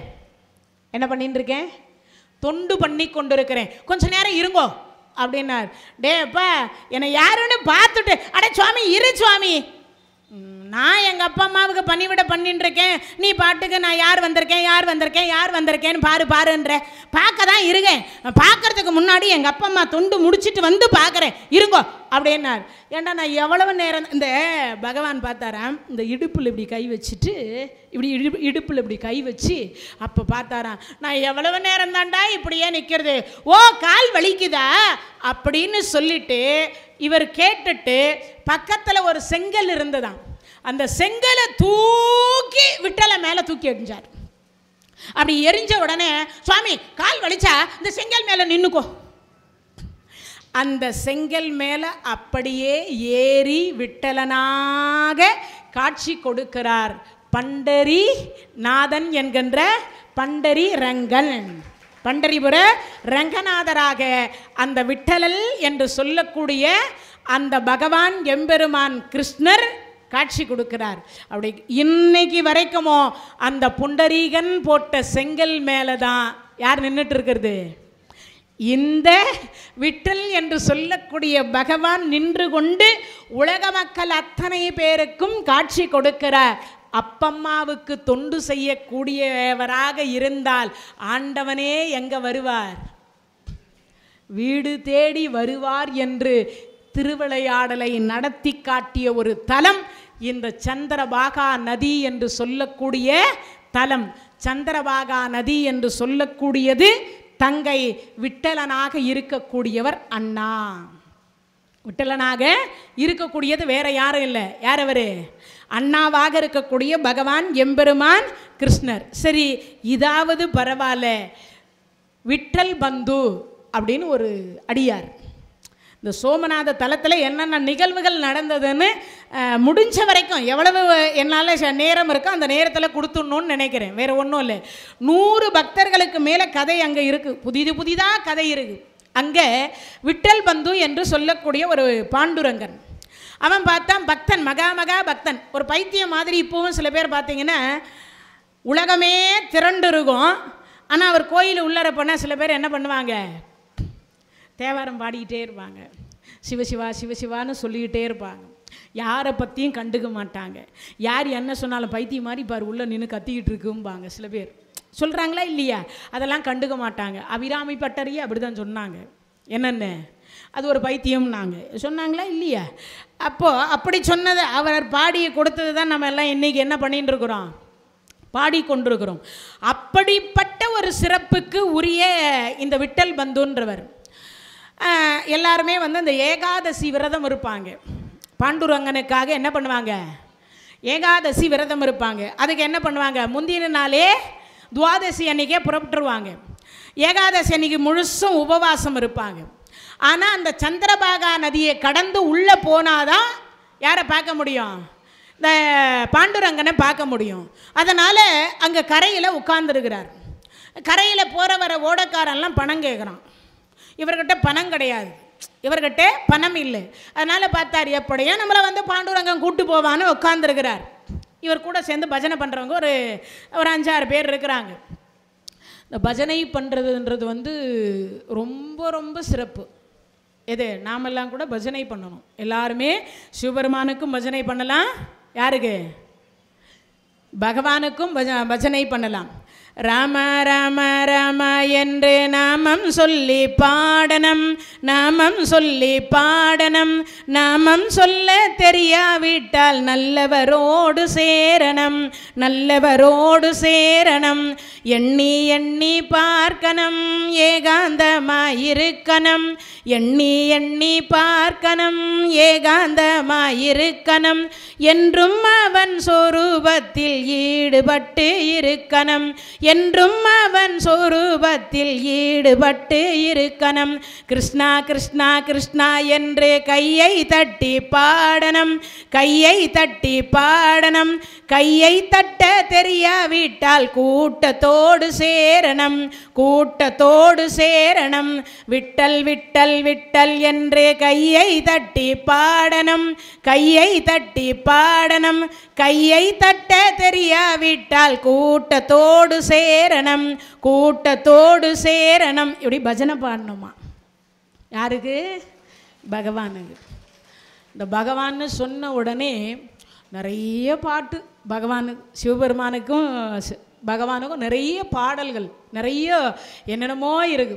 அதில் ஒரே ஒரு பாட்டு என்ன, இப்போ இருக்கக்கூடிய கலியுகம், என்ன யுகம்?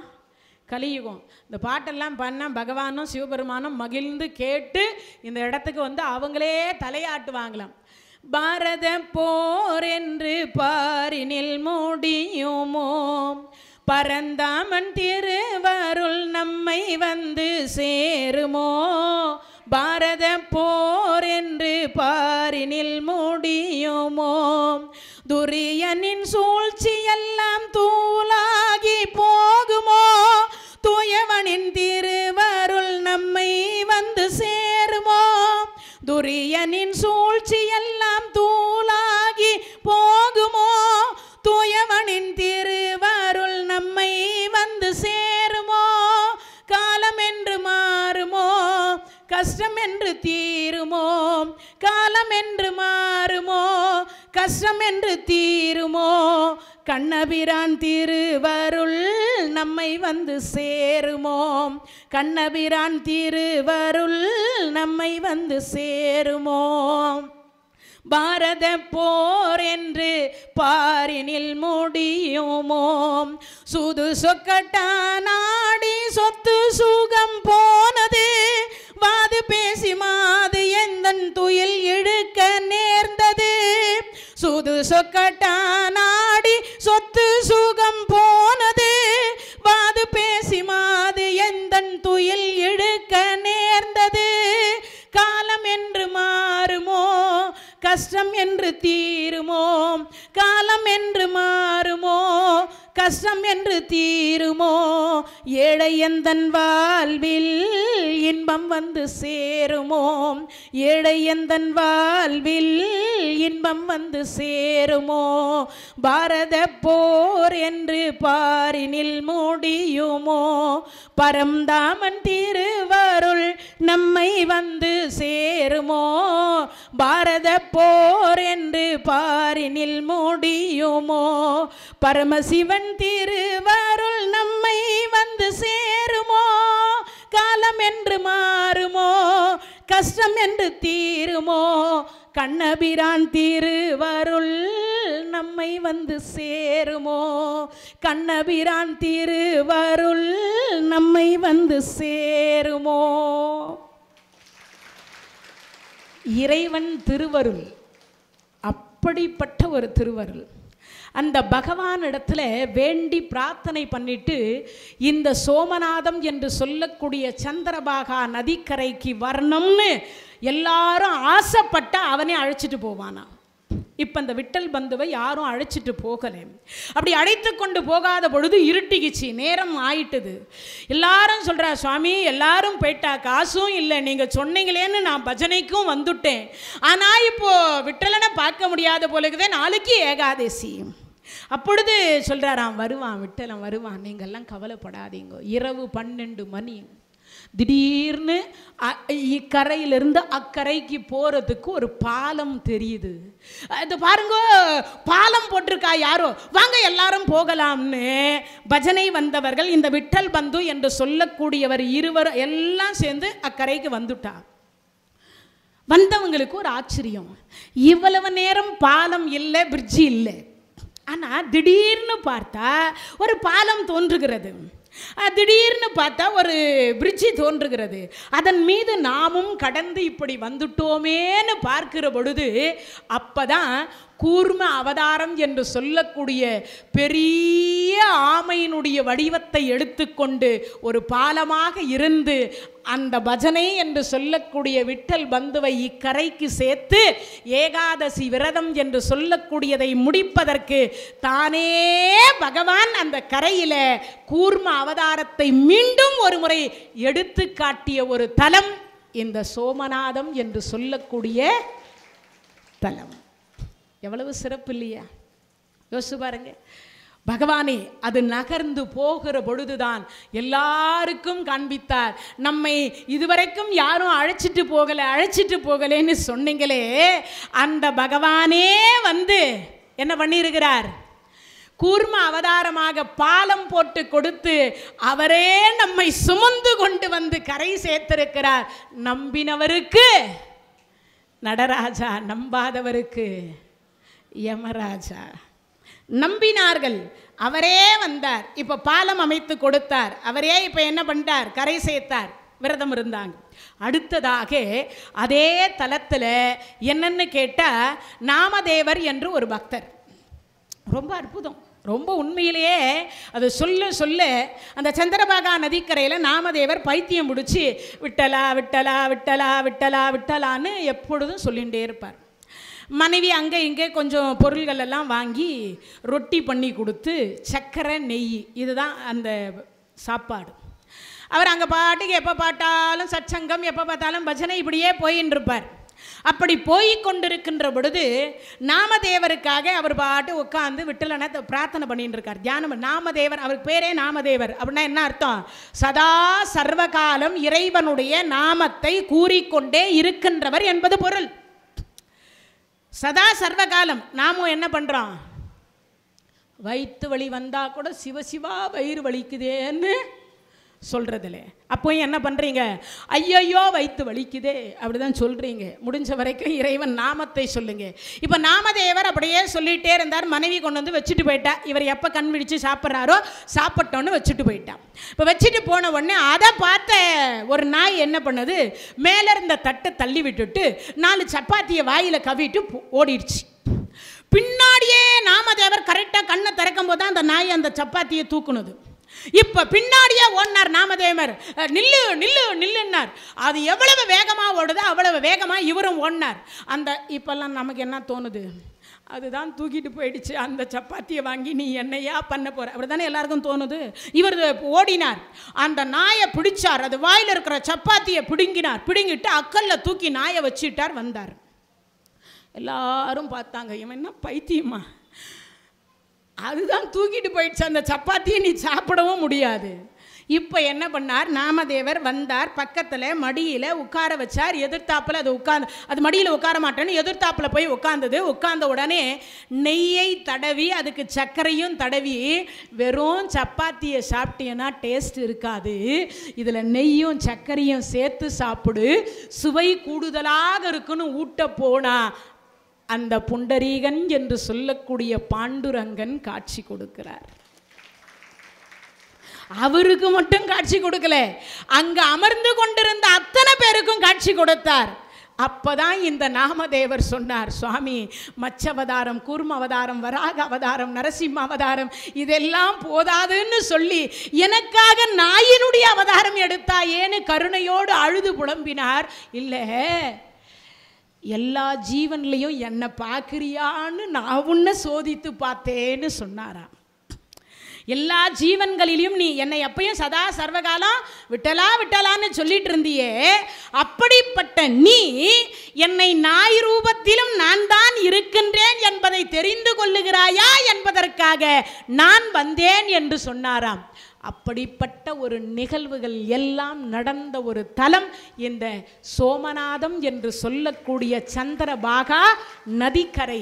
அதனால் வாழ்க்கையிலே பொருள் என்று சொல்லக்கூடியவர்கள் இருக்கின்றவர்கள் ஒரு முறையாவது இந்த 12 ஜோதிலிங்கத்தில் ஒரு லிங்கமாக இருக்கக்கூடிய அந்த சோமநாதரையும் சந்திரபாகா என்று சொல்லக்கூடிய அம்பாளையும் தரிசனம் செய்து அந்த விட்டல் என்று சொல்லக்கூடிய பாண்டுரங்கனையும் பாக்கியம் இருந்தால் தரிசிப்போம் என்று கூறி இவ்வளவு நேரம் இந்த 13 நாளும் உடல் ஒத்துழைப்பிலிருந்து மன ஒத்துழைப்பிலிருந்து அதே மாதிரி நான் மட்டும் சேரில் உட்காந்துட்டு உங்களை எல்லாம் மடக்கி போட்டு காலில் உட்கார வச்சு உங்கள் காலும் உங்கள் இடுப்பும் உங்களுடைய உடம்பு வலியையும் பொருட்படுத்தாமல் எனக்கு இந்த ஒரு ஆதரவு என்று சொல்லக்கூடியதை கொடுத்து, அதே மாதிரி இன்னொரு விஷயத்தையும் சொல்லணும், பார்க்க முடியாதவர்கள், தரிசிக்க முடியாதவர்களுக்கு IRIZ இந்த சேனல் மூலியமாக மகாலிங்கத்தின் மூலியமாக உலகம் முழுவதும் இந்த திருக்கார்ணீஸ்வரர் ஆலய உளவார தொண்டு சீர்திருத்த கூட்டத்தினுடைய அடியார் பெருமக்களும்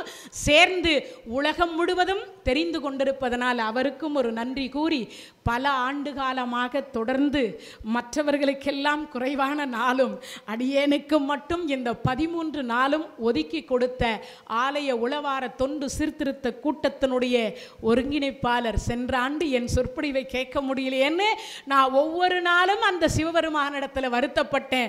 நீ ஒன்றும் கவலைப்படாத, நீ 90 வயசுன்னா அவர் 150 வயசு வரைக்கும் இருந்து நிச்சயமா உனக்கு தொடர்ந்து வாய்ப்பு கொடுப்பார் அப்படின்னு சொல்லி அவ்வளவு எளிதா நான் இந்த தொண்டை அவர்கிட்ட இருந்து விட்டுட மாட்டேன், பிடுங்கிக் கொள்ள மாட்டேன் என்று சொல்லி மீண்டும் எனக்கு அவர் இந்த தலத்துக்கு அனுப்பி வச்சதுனால மீண்டும் அந்த இறைவனுக்கும் நீங்கள் கூட்டு பிரார்த்தனை செய்த அத்தனை அடியார் பெருமக்களுக்கும் நன்றி கூறி, அதே மாதிரி யார் பேரையாவது இதில் சொல்லாமல் இருந்தால் அந்த சொல்லாதவர்களுக்காகவும் நான் இப்பொழுது பிரார்த்தித்து கொண்டு, கலையாத கல்வியும் குறையாத வயதுமோர் கபடு வாராத நட்பும் கன்றாத வளமையும் குன்றாத இளமையும் கழு பிணி இயலாத உடலும் சலியாத மனமும் அன்பகலாத மனைவியும் தவறாத சந்தானமும் தாளாத கீர்த்தியும் மாறாத வார்த்தையும் தடைகள் வாராத கொடையும் தொலையாத நிதியும் கோணாத கோலும் ஒரு துன்பமில்லாத வாழ்வும் துய்யனின் பாதத்தில் அன்பும் உதவி பெரிய தொண்டரோடு கூட்டு கண்டாய். இந்த இடம் தான் ரொம்ப முக்கியம்.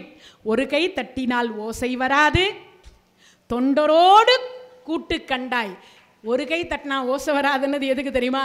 கூட்டு வழிபாட்டுக்கு தான் அதிக திருவருள் கிடைக்கும். அதனால அடுத்து வர இருக்கக்கூடிய சொற்பொழிவாளர்களுக்கும் இதே மாதிரி ஆதரவை கொடுத்து நம் ஆன்மீகம் என்று சொல்லக்கூடிய இந்து மதத்தினுடைய பெருமையை உலகம் முழுவதும் விளங்கச் செய்ய வேண்டும் என்று உங்கள் அனைவருடைய பாதார விந்தத்தை பணிந்து, எப்படி தொண்டரோடு கூட்டு கண்டாய் அலையாளி அரிதுயிலு மாயனது தங்கையே ஆதிக்கடவுரின் வாழ்வே ஒரு பாகம் ஒரு பாகம் அகலாத சிவகாமியே அருள்வாமியே அபிராமியே வாழ்நாள் அடைவர் வறுமையுளார் நன்மனை மக்கள் பொன் பூன் ஆள் இடம் புகழ் போதம் பெறுவ பின்மையொன்றும் காணா நின்னாமும் கருதுகின்றோம் ஒற்றை கண்முதல் பார் மானார்வ உற்ற மயிலே வடிவுடை மாணிக்கமே என்று சொல்லி மீண்டும் நல்லதொரு சந்தர்ப்பத்தில் இதே சக்தி பீடத்தை தொடருவோம் என்று உங்களுக்கு வாக்கு கொடுத்து நல்ல சந்தர்ப்பத்தில் நன்றி கூறி விடைபெறுகின்றேன். சந்திப்போம் என்று கூறி விடைபெறுகின்றேன். நன்றி, வணக்கம்.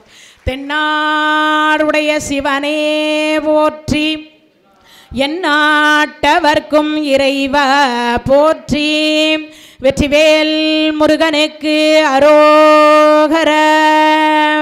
இந்த தகவல் உங்களுக்கு பிடிச்சிருந்தா லைக் பண்ணுங்க, உங்க ஃப்ரெண்ட்ஸுக்கு ஷேர் பண்ணுங்க, மறக்காம எங்க சேனலுக்கு சப்ஸ்கிரைப் பண்ணுங்க.